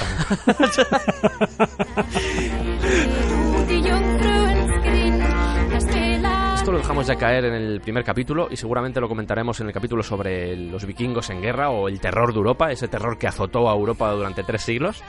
Los reyes Y los jarls. se encargaban de organizar muchas veces o se encargaban de patrocinar esos saqueos, sobre todo a finales de la era vikinga, cuando ya la cosa estaba bien espesita, cuando ya era en plan, venga, nos hemos vuelto muy locos. Los reyes eran los que se encargaban de eso, pero claro, tú podías tener un ejército profesional, pero ese ejército profesional, cuando no había misiones de saqueo, de reconocimiento o de exploración... ¿Hacemos algo o qué? No sé, saquear o algo, ¿no? Ya, ¿no? ¿Hola? ¿Hola? Hola, soy Olaf. ¿Me has llamado? He dicho hola, no. Hola. Toma, te regalo este cuenco. Entonces, como tampoco interesaba eso explica también por qué campesinos o granjeros al final se acababan convirtiendo o acababan haciendo ese tipo de labores. Pero a donde quiero llegar es que los reyes tenían una guardia personal que muchas veces era utilizada en ese tipo de misiones. Es decir, eran dentro de la profesionalización que había en este tipo de misiones. Los reyes al menos podían contar con un equipo básico, tampoco estamos hablando de una guardia que fuera muy numerosa, pero sí contaba con un equipo básico a los que podía mandar en cualquier momento. Digamos que era la parte profesionalizada de la sociedad a nivel militar. Una fuerza de choque preparada continuamente. Exactamente, que poco a poco, a medida que fue avanzando la era vikinga y a medida que vieron que era un negocio lo de saquear, cada vez había más profesionales del saqueo. Cuando digo profesionales del saqueo me refiero a gente que se pagaba su armadura, su espada y se pagaba todo, cosa que en este caso seguramente sí cubría el rey. Hasta la llegada del cristianismo, como ya hemos dicho, los reyes no tenían poder legislativo. Tú podías más o menos orientar la dirección en la que iba a ir tu reino o tu zona, pero no tenían una capacidad de poder legislar ni de crear leyes. Hemos dicho que lo de las leyes era un tema que era muy oral, ahora vamos a ir a ello, pero era muy oral. Y es porque este tema legislativo pertenecía a la asamblea de gobierno, lo que se llamaba el Thing. Como cosa, pues igual, el Thing. Es una cosa, un thing. Es un Thing, efectivamente. Al igual que el rey era el encargado de garantizar la seguridad y la prosperidad de su área, las funciones del Thing era organizar a la sociedad. Es decir, Funcionando como una especie de organismo centralizado, lo que pretendía era tener funciones legislativas, aquellas que luego pasaron a los reyes, económicas y sociales. ¿Quién podía votar en estas asambleas? Básicamente cualquier hombre libre que estuviera dentro del territorio al que pertenecía esa asamblea. Se suele decir que cualquier hombre que pudiera sostener una espada tenía un voto. No está muy claro si esto de sostener una espada es algo simbólico, es decir, que se refiere a gente que es mayor de edad y que ya tiene una espada, o es algo más real, tipo... Algo más de clase, de poder adquisitivo. Claro, solo puede votar gente que pueda permitirse una espada, porque permitirse una espada en esta época era algo... Era algo tocho. Quiero decir... Lo veremos con el tema de las armas, pero pagarte una espada no estaba... No estaba al alcance de todos los bolsillos. Los jarls y ya. Quiero decir, un hombre libre que tuviera una espada, a no ser que la hubiera robado en algún saqueo, era aunque lo hubiesen pagado con espadas, que es otra cosa que se hacía, era muy raro. Había ciertas cláusulas a la hora de poder votar, al menos para los bondi, estos hombres libres, estos Carl Winslow. Tenían que tener una residencia fija y legal. Tenían que estar empadronados. Claro, pertenecer a una granja, básicamente. Es decir, Sí. hay datos, y aquí voy un poco de memoria, pero creo que leí que en Islandia, a finales de la era vikinga, había 60.000 personas viviendo en Islandia en 4.000 granjas. Echad cálculos porque estamos hablando de 15 personas por granja, que ya es bastante. Lo que antes comentábamos de 30 a 50, bueno, pues a veces se reducía un poquito. También es Islandia, que Islandia funcionaba por otro lado. Islandia era como era el hijo hippie de la era vikinga, por llamarlo así. Que deben estar los mismos. Deben estar los descendientes de los mismos. Y otra cosa interesante, diréis, ¿las mujeres podían votar? Obviamente no. En esta época, a pesar de que las mujeres, como veremos en el programa dedicado a las mujeres, Veremos. que ha nacido hace un par de horas, Ha nacido, o sea, en vivo y en directo. Se ha gestado y se ha independizado el programa, porque creemos que es un tema muy importante. un programa solo dedicado a las mujeres en el mundo vikingo. Que aunque es una sociedad muy avanzada, no podían votar en los things. Las mujeres tenían que votar. El voto era delegado a través del marido o pariente masculino. Cuando decimos lo de la asamblea, hay que tener en cuenta que a veces un jarl podía tener a jarls bajo él mismo. Es decir, aunque no fuera un rey, yo me imagino que poco a poco el concepto de rey fue evolucionando y acabaron siendo reyes. Pero antes de que llegáramos a eso, estamos hablando de que antes de llegar incluso a la era vikinga ya funcionaban así en algunos países o en algunas zonas. Y había jarls que ya cumplían funciones como si fuera un rey. Es decir, tenían bajo su mandato a otros jarls. Que esto a veces se pierde un poco de vista y nos imaginamos simplemente que había un jarl y el resto eran todos hombres libres. No, también había jarls de jarls. Aquí, como antes decía Iván, era un tema económico, pero también de prestigio. Incluso una figura que ya comentábamos en el anterior programa, ese Lagman, el encargado de las leyes, que a veces hacía como consejero de los reyes, incluso de los jarls también. Ese Lagman que se podía inventar las leyes y trolear a todos los ciudadanos, en plan... Tal cual. O sea, yo me lo imagino susurrando al Jarl de turno o al rey cosas inventadas. Que curiosamente este sí era designado de por vida, al contrario que los reyes. Luego, yo creo que esto revela la importancia que tenían, obviamente, las leyes dentro de la sociedad, pero al mismo tiempo la importancia que tenía el portador de esas leyes como elemento de transmisión oral dentro de esa sociedad. Los reyes pasan, pero la ley y Claro, la ley se mantiene. pero la ley no, la ley siempre Juez prevalece. Dredd. Y es un poco el mensaje, porque yo me puedo imaginar a un Lagman ya mayorcito, incluso más mayor que el rey, y aconsejándole de yo he visto muchas cosas, hazme caso porque yo... Y si no me lo invento, ¿sabes? Que al final... Sí, esos señores mayores que les la suda todo ya. Pues así igual un Lagman loco. Aún así, claro, el Lagman, la importancia del Lagman era vital porque era el que se encargaba de que se cumplieran no solo los deberes, sino también los derechos de los ciudadanos, que a veces nos olvida un poco eso, pero es... Tú estabas obligado a muchas cosas, pero también tenías ciertos derechos. Y el Lagman estaba ahí preparado siempre para decir sí o no.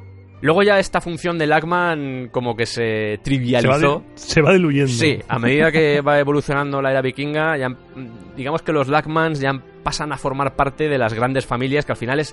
Quiero decir, yo creo que en Esparta sucedía algo similar también. Lo comentábamos, cómo las familias tenían terrenos o tenían casas, pero poco a poco unas familias fueron... Por diferentes razones, iban cada vez acaparando más al resto y llegaba un punto en el que la diferencia entre uno y otro, aunque pertenecieran a la misma clase social, era tan grande que al final esa familia enorme acababa comprando al resto o acababa poniéndose por encima del resto.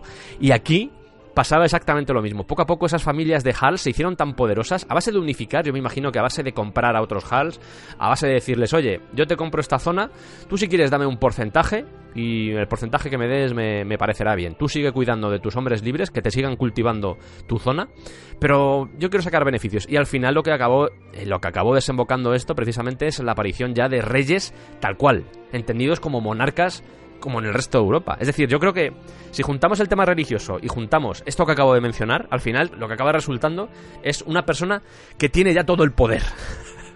Acapara todo el poder en sus manos. Claro. Y a medida que el cristianismo va avanzando, los Blackman van desapareciendo en favor de consejeros, familias... Claro. Pero al final es el rey el que maneja. Y eso que el derecho venía de los dioses. De Tyr. Que esto es muy importante. Claro, es decir, la figura del Lackman, yo creo que incluso siendo una figura legislativa como era, el hecho de que viniera de los dioses también le daba un componente religioso interesante. Porque esas leyes... Una aura mística. Claro, porque esas leyes que estaba promulgando o que estaba señalando este Lackman, no las había inventado él. Emanaban de los dioses. Exactamente. De hecho, aquí nos volvemos un poco a la mitología, pero el dios Tyr, esta vez con Y, posiblemente el dios más poderoso, uno de los más poderosos por encima incluso de Odín, a pesar de que luego se cogió esta trinidad. El más antiguo. Sí. Yo creo que uno de los, si no es el más poderoso, es de los más poderosos, de hecho, es el dios Tyr, porque el hecho de que Odín, ya lo comentamos también en el anterior programa, pero el hecho de que Odín subiera al escalafón de los dioses nórdicos no es tanto un tema de que fuera el más poderoso, sino que cuando se empezó a influenciar por el cristianismo interesaba utilizar esa jerarquía, y digo más, también se intentó focalizar todo a esa trinidad entre Freyr, Odín y Thor. Para que entendiera el nuevo pueblo que recibía el cristianismo, que supieran que no es diferente. Tú, mira, si esto es como lo de Odín, esto es como lo que tú haces con Odín, pues lo mismo con Cristo. Es que Tyr significa literalmente Dios. O sea que con eso yo creo que... Tyr, por cierto, que es un disco, a mí particularmente me gusta, es un disco de Black Sabbath, cuando Black Sabbath tenía a Tony Martin. Esto es un poco off topic también, pero bueno, son cosas que aparecen en el descampado. Y seguro que es un grupo de música de Viking. No, eso por supuesto, que además, tal cual, ¿eh? ¿Y tiene algo que ver con Tyr? O sea, es rollo... Hay menciones a Tyr, efectivamente. Hay una canción que se llama Battle of Tyr, de hecho. Odin's Court, también, la corte de Odín. Y por supuesto, Valhalla.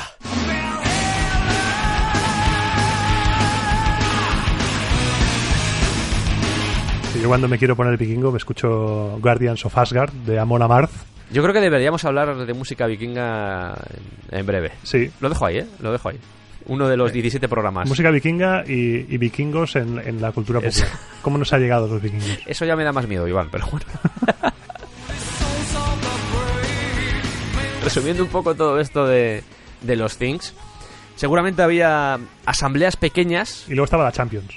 Claro, en la que se elegía un representante y ese representante iba a otro Thing que era más grande, y a su vez seguramente de ese Thing más grande había otro todavía más grande al que se llevaban igual 2 o 3 representantes de las cosas que se habían hablado en el Thing inferior. Imagínate el trapicheo. Imagínate los chanchullos que habría ahí. Es que al final el Thing era un tema donde se acordaban matrimonios, por ejemplo, se hacían alianzas, veías a gente, que eso es importante también. Esos lazos de unión que comentábamos de la comunidad, muchos de ellos se forjaban en el Thing. Quiero decir, era gente que igual no veías el resto del año y viajabas a un emplazamiento en concreto, normalmente al aire libre, por cierto. Había un elemento también, un componente festivo aquí potente en el Thing. Quiero decir, no todo en era... contacto con la naturaleza. Sí, no todo era en plan vamos a elegir y vamos aquí a hablar de cosas, ni a debatir sobre cosas, sino que también había un componente ahí de fiestecica. Por la noche la cosa se animaba mucho. El guateque. Se hacían más cosas, quiero decir, se recitaban leyes, se hablaban de cuestiones que importaban a todos. De hecho, se daban noticias, una cosa muy importante también, el hecho de las noticias, porque no es como ahora que tenemos todo a mano, sino que allí, oye, ha muerto tal, pues no tenía ni idea. Pues ni idea, sí. Vaya. Hostia, pues hace 5 meses que murió, claro. Claro, es que funcionaba un poco así. Y una cosa que me gusta mucho, que es lo del se pagaban deudas, que también lo he visto. Sí. Me hace mucha gracia. Que me deben 2 ovejas desde hace 2 Things. Quiero decir, el Thing lo podemos ver como un elemento asambleario, que lo era, obviamente. Es decir, era así. De hecho, no todo era tan positivo, entre comillas, sino que también aquí se gestionaba el tema de las penas de muerte, los destierros, este tipo de cosas, o incluso los castigos más mundanos, se podían llevar a cabo, ya no en el Thing tocho, en el Thing global, ese Thing que contenía otros Things, sino que me imagino en el Thing local ya se trataban este tipo de de elementos. Y si había alguna disputa grave, a hostias.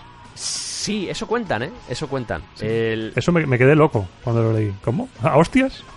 Es raro. Es raro porque aquí ya entra también el tema de... Luego vamos a ir, a continuación precisamente, vamos a ir con el tema de la ética. Y a veces tenían una forma de solucionar las cosas que no era la más... ¿Cómo llamarlo? La más pacífica, pero contrasta mucho porque en otras ocasiones sí lo hacían.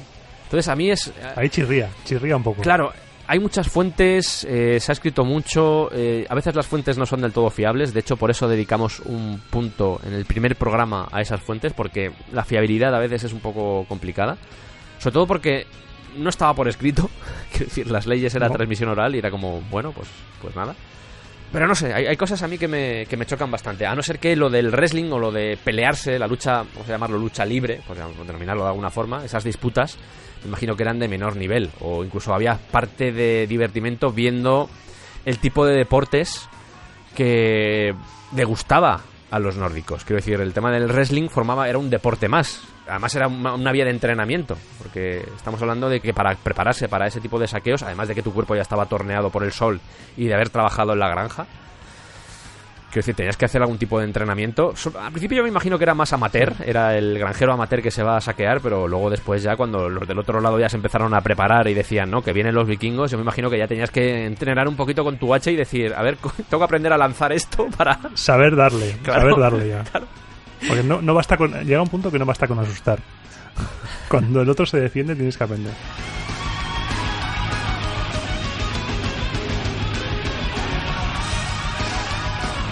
Y vamos a acabar el programa de hoy con la ética y la moral vikinga. Ya hemos desarrollado cómo funcionaba su jerarquía social, su día a día, el papel de la granja, el papel de la comunidad... Sí. Pero el tema de la ética es algo primordial en la sociedad vikinga. Y no solo por un tema de que, obviamente, comportarte de acuerdo a una moral y a una ética es importante en cualquier sociedad, sino que volvemos a la importancia de este tipo de reglas, porque siempre se suelen vincular con dioses.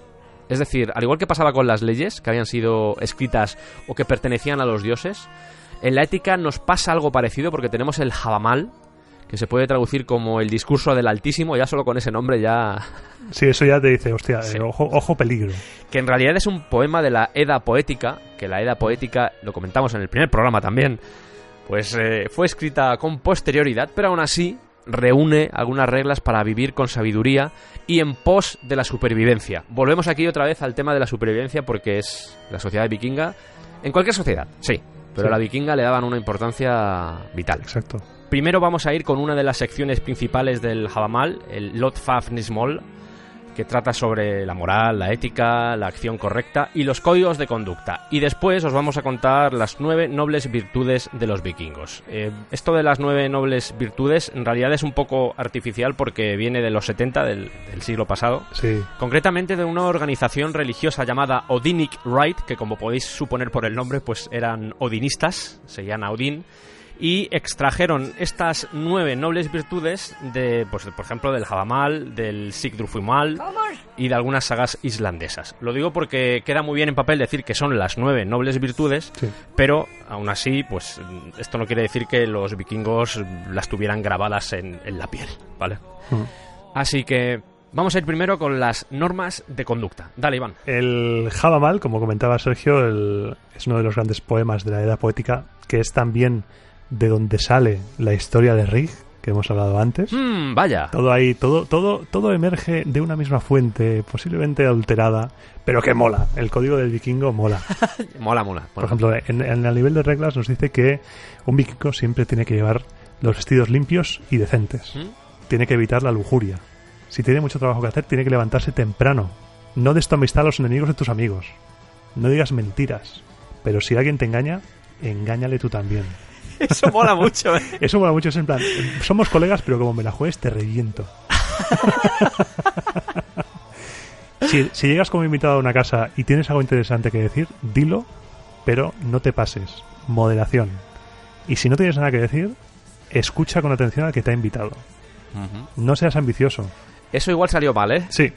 Esa igual... Y esto también. Bebe si te apetece, pero no te emborraches. Vaya. Y si recibes invitados en casa, lo que decíamos antes de Rick, de la hospitalidad, Ofréceles agua y toalla para lavarse y siéntalos luego a tu lado a orilla del fuego. Fíjate la importancia en 2 de estas reglas: llevar siempre los vestidos limpios y decentes, tema de la limpieza, que hablábamos en el primer programa, y en segundo lugar lo de ofréceles agua y toalla para lavarse, la importancia de lavarse, De higiene, sí. Que yo me imagino muchas de estas reglas, como suele pasar incluso con las religiones, con, por ejemplo, lo de no comer cerdo, al final no se debe tanto a un tema de superstición o un tema de, llamémoslo, metafísico, sino que se debe más a que en el contexto histórico, cuando se escribió eso, comer cerdo podía ser peligroso. Y en este caso, posiblemente pase lo mismo con este tipo de cosas. Es decir, hay algunos elementos que si están ahí escritos es por algo. Cosas como, por ejemplo, lo de no des tu amistad a los enemigos de tus amigos. Sabiendo cómo funcionaban ellos, es Sé leal. Claro, eso es importante, porque sabes que los enemigos de tus amigos pueden ser también tus enemigos.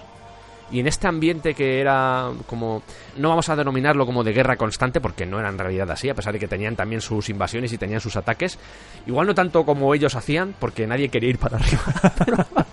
Pero llegó un momento en el que decían, no, es que estamos hartos de esta gente, vamos a ir a por ellos. Y mola porque ahí empezó el tema de las alianzas, incluso cuando ya se apostaron ya en Europa, por ejemplo en la parte de Francia, cuando ya estaban ahí apostados, el tema de las alianzas yo creo que se empezó a cultivar más. Exacto. Aquí todavía eran como los niños malos de Europa, eran los niños, los guerrilleros, los, como decías tú, los poligoneros. Los polígonos son l'enfant terrible. Efectivamente. Pero ya digo, sorprende mucho que tuvieran esa percepción porque obviamente en esta época todavía no habían empezado con las alianzas y todavía eso no era importante, pero es trascendental porque hay más de lo que puede parecer en muchas de estas cosas. Lo de no seas ambicioso, por ejemplo, salió mal, y lo de beber, si te apetece, pero no te emborraches, Salió mal también. salió mal también. Hay una más, nos ¿Hay hemos una dejado más? la última. Que es sé honesto. Que creo que le resume casi todas Sí. las demás. Porque sé amigo de tus amigos, sé enemigo de los enemigos de tus amigos, no digas mentiras, Sí. corresponde a la hospitalidad, sé hospitalario, modérate. Por resumirlo un poco, el tema vestuario, higiene, lujuria, ojo dónde la metes. Exacto, Resumiendo, porque la violación, lo veremos en el capítulo de la mujer, es uno de los delitos más castigados en la era vikinga. Claro, el tema del trabajo, es decir, una sociedad trabajadora. El siguiente, por ejemplo, lo de la amistad, la importancia de la amistad y de la lealtad dentro de esta sociedad.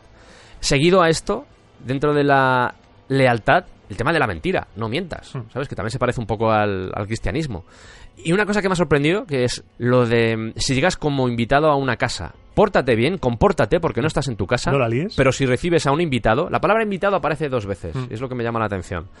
Pero si tú recibes a un invitado, ofrécele agua, una toalla Cuídale. para que... Exactamente. Que a veces tenemos una visión osca de esta gente y no es para tanto. Es decir, Sí. que les importaba mucho esto. También es verdad que esto se dirige a entre ellos. Incluso en un momento dado, quiero decir, si aparecía un extranjero, cuando os comentemos todo lo relacionado con los ritos funerarios, se han encontrado tumbas de extranjeros en estas zonas, porque obviamente iban extranjeros y morían extranjeros.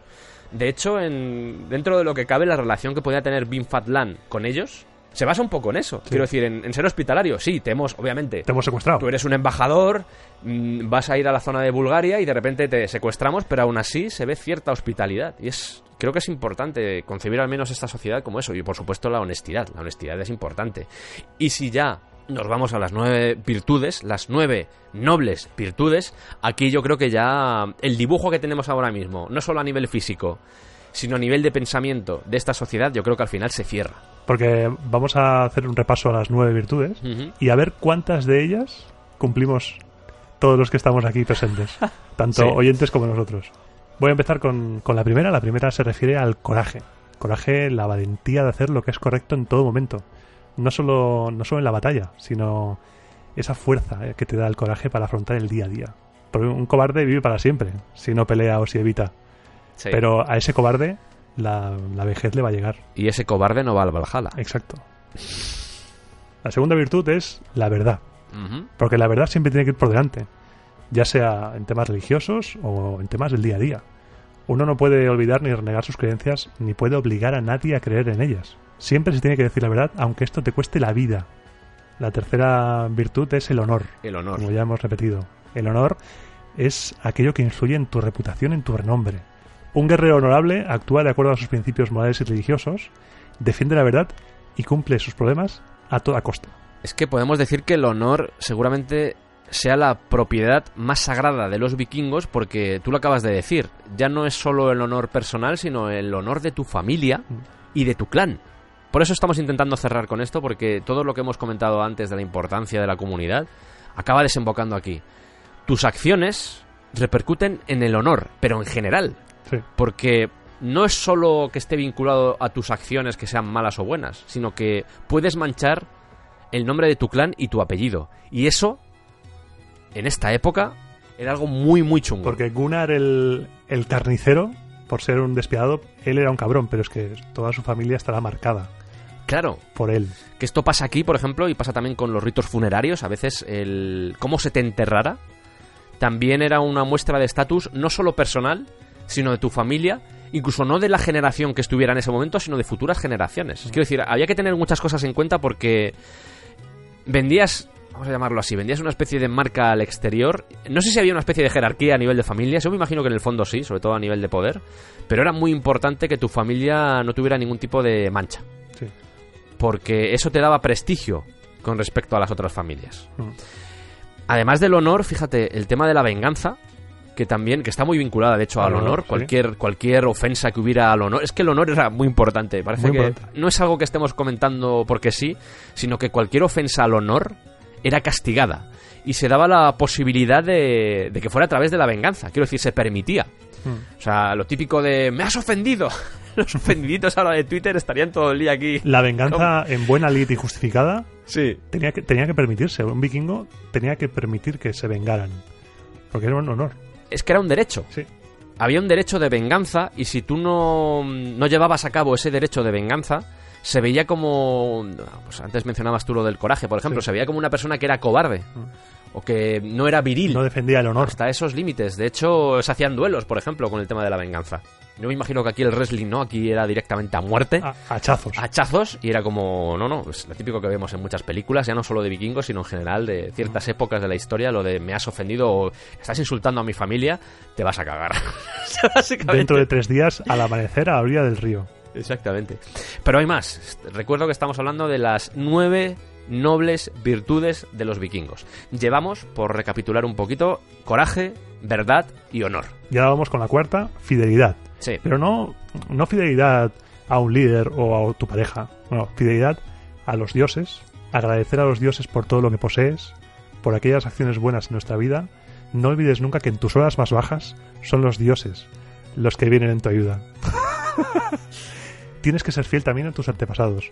No dejes que su recuerdo se pierda y honrales en vida. Luego tenemos la quinta, que es la disciplina. La disciplina para poder seguir un camino correcto, no solo con los demás, la disciplina con uno mismo.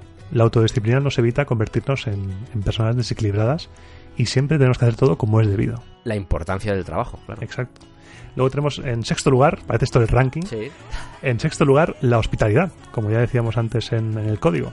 Tratar con respeto y dignidad, ayudar a aquel que lo necesita, no solo alojando al viajero, sino ayudando a aquel que lo necesite sin esperar nada a cambio, altruistamente. Claro, porque nunca sabes quién va a estar al otro lado y más aún, nunca sabes si te va a hacer falta a ti también. Exacto. Luego vamos con la séptima noble virtud vikinga, la laboriosidad. Los dioses nunca van a favorecer al vago y al ocioso. Claro. Hay que trabajar cada día y trabajar honradamente. Sí. Aquel que trabaja buscando un fin consigue alcanzar su meta siempre. Ojalá. Ojalá. Ojalá, porque aquí estamos dando el callo. Sí. En octavo lugar, penúltimo, la confianza. Porque la confianza nos permite creer en nosotros mismos y en los dioses, alcanzar lo que queremos y conocernos a nosotros mismos. Sí. Si dudamos, es cuando llegan las inseguridades y perdemos. Solamente si uno confía en sí mismo consigue alcanzar la libertad y sus deseos más profundos.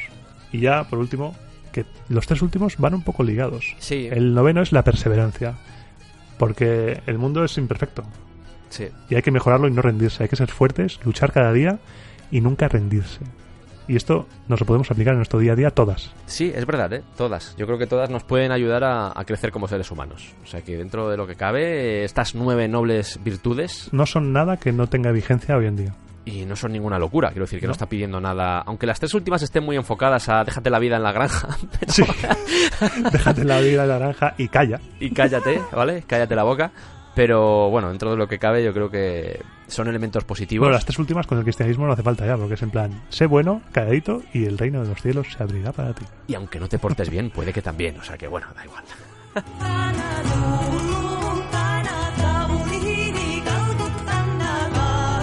Supuestamente, y esto os va a hacer mucha gracia, ahora viene cuando lo mato. Supuestamente en este programa íbamos a hablar de las mujeres en el mundo vikingo. Pero algo ha pasado. Pero algo ha pasado, sí, ha pasado lo que suele pasar con el descampado, que, insisto, no es malo, y afortunadamente por el tipo de formato que tenemos, pues nos lo podemos permitir, porque si tuviéramos otro formato era como, tendríamos que ir con todo más cerrado y no podríamos...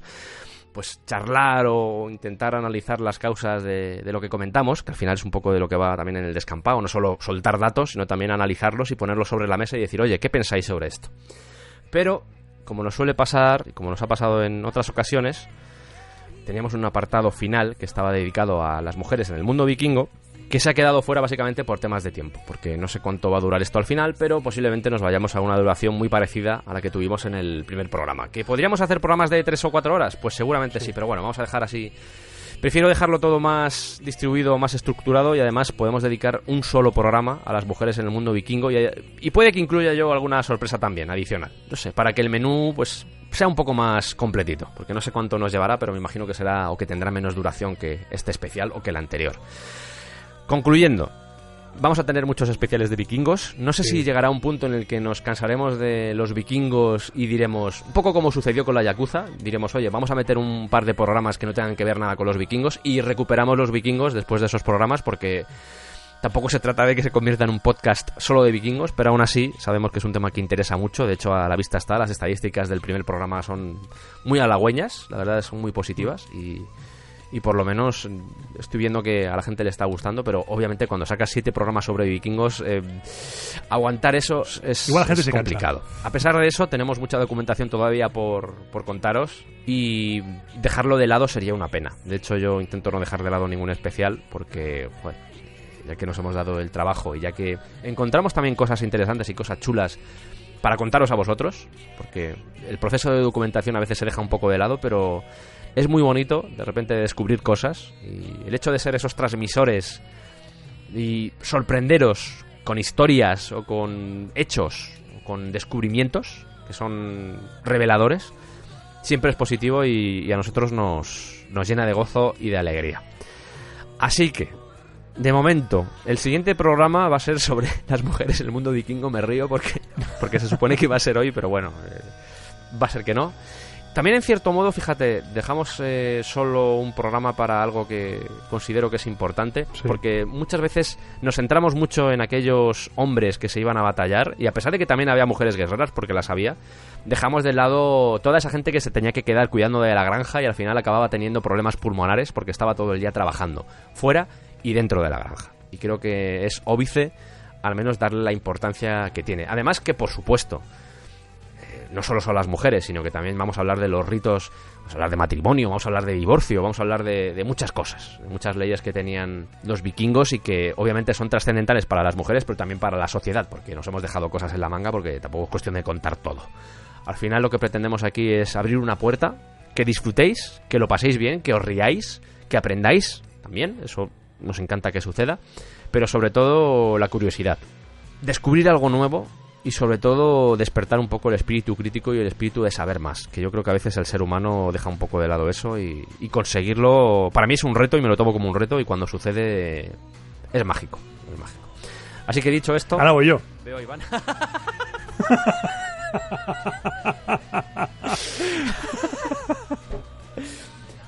No, ya en serio, gracias de nuevo por estar en el descampado, Iván. Es el segundo especial que hacemos. La verdad es que te vas a curtir este mes mes mes va a ser el mes vikingo en el Corte Inglés.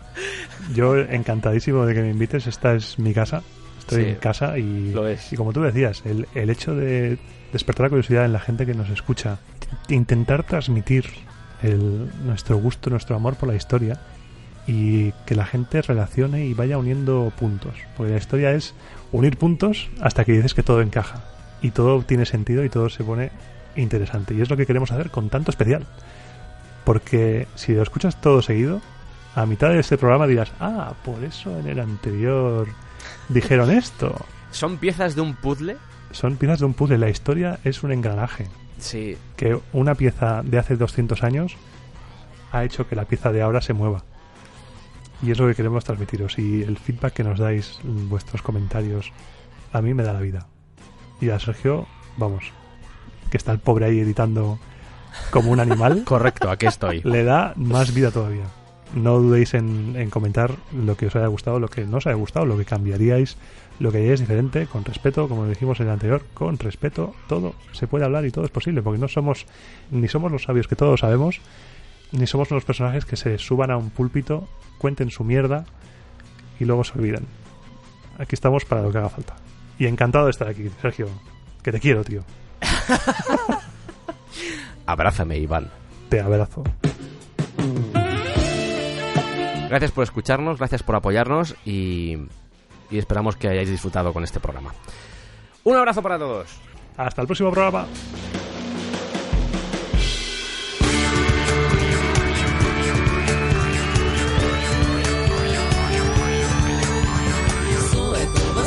Contamos con la presencia de Iván Martín, al que no le voy a hacer tampoco una presentación de estas engoladas que suelo hacer, porque hablamos hace una semana, Iván, tampoco es cuestión de... Sí, Sergio, porque tú, acabó el programa, me guardaste en la estantería en la cual se guardan los colaboradores, que estoy ahí. Al lado de Santi, al lado del muñeco de Santiago Negro. Al lado de Santi, entre Santi y Teresita. Sí. Y estoy ahí, el muñeco, y he dicho, venga, vamos a grabar el segundo. Sí. Has dibujado un pentáculo en el suelo. Tranquilo, tío. No te cedes tanto, tío. No te cedes tanto, tío. No te cedes tanto. Habías hecho el puto pentáculo en el suelo.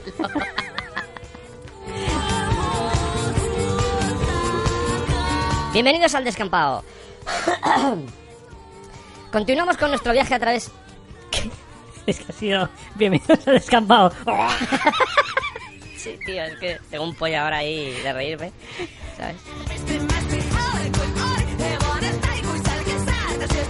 Los que eran calvos supuestamente eran los esclavos, pero si te tocaba ser calvo tampoco te iba, quiero decir, no te ibas a pegar ahí un gato acostado, no te ibas a pegar ahí un gato porque se queda un poco raro, ¿sabes?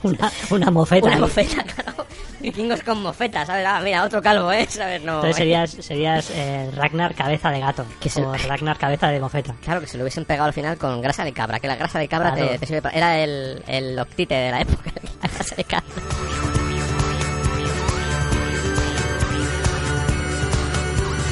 Bueno, pues hemos estado hora y media con una página, no pasa nada. Dios mío de mi vida. Confirmamos que lo de la mujer es otro, ¿no?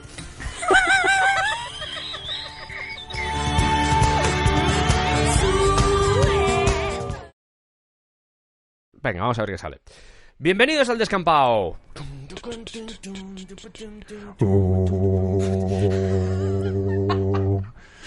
¿Pero qué es un cuerno o un vikingo, Iván? ¿Eso? Sí, es un vikingo que se ha tragado un cuerno y cuando saluda es... Hola, ¿qué tal, Olaf? ¿Cuánto tiempo sin verte?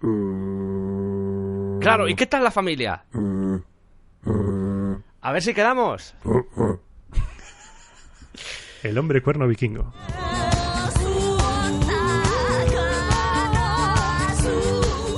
Crack, leyenda, figura, maestro. Titán, presa canario.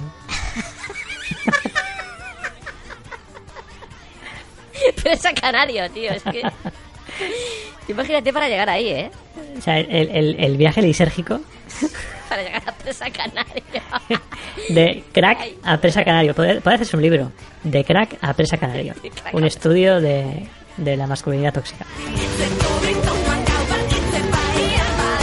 Es que era brutal. Es un negocio lucrativo. Te llevas el botín, claro, tanto material como humano, que luego te reporta pingües beneficios. Me gusta mucho la palabra pingües. Pingües es una gran palabra, sí. Sí. Yo la descubrí con Cebrián. Cebrián. Lo de pingües, sí. Grande. ¿Y los tours? Yo me imagino a vikingos curtidos en la batalla, pero visionarios en los negocios, ofreciendo tours a ciudadanos normales de sí, los pueblos nórdicos para saquear, en plan descubra la auténtica experiencia vikinga saqueando monasterios que ya son fáciles para ellos y rollo resort. Son vacaciones para ellos. Yo me imagino en algunos monasterios ya... Preparando las cosas en la puerta ya. Exacto. Mira, oiga, mira, que somos los vikingos. Vamos a ir a las 4, a las 4, a las 4. Pues es que no nos da tiempo a preparar mucho fuera. Lo que tengáis, esta vez tampoco llevamos mucha prisa. Preparad lo que tengáis fuera. Ay, pero esta vez vais a matar a algún feligreso o algo. Igual 2 o 3, pero tampoco a tanto. Es que la otra vez fueron 20. No, pero es que era la primera vez, teníamos que darnos miedo. Pero ahora ya hay confianza, que sí.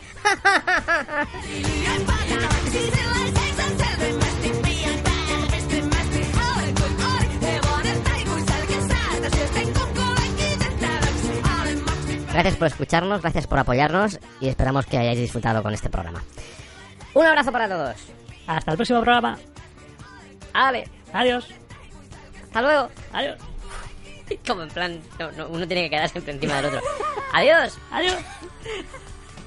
Al final ya con...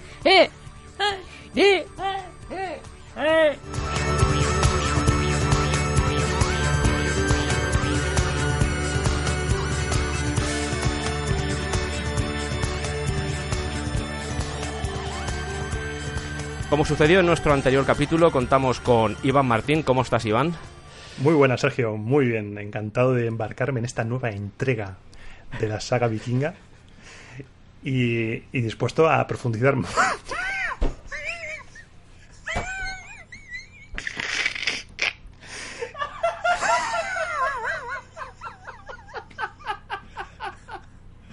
Y dispuesto a hincar el cuchillo.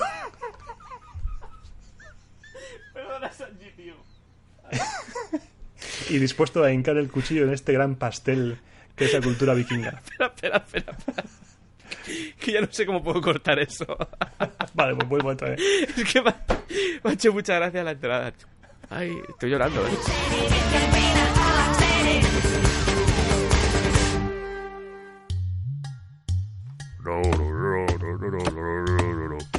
Hola, pa' comer. Voy. Cuando acabe este tronco. Tronco gordo, Tronco... Hola. Tronco gordo esto, Hola, ¿qué tal? Hola. Una cosa... ¿Es usted forastero? Sí, soy forastero. Creo que está usted intentando cortar Yggdrasil. ¿Cómo? Yggdrasil. ¡No! Yggdrasil. Yggdrasil. Yggdrasil. Yggdrasil.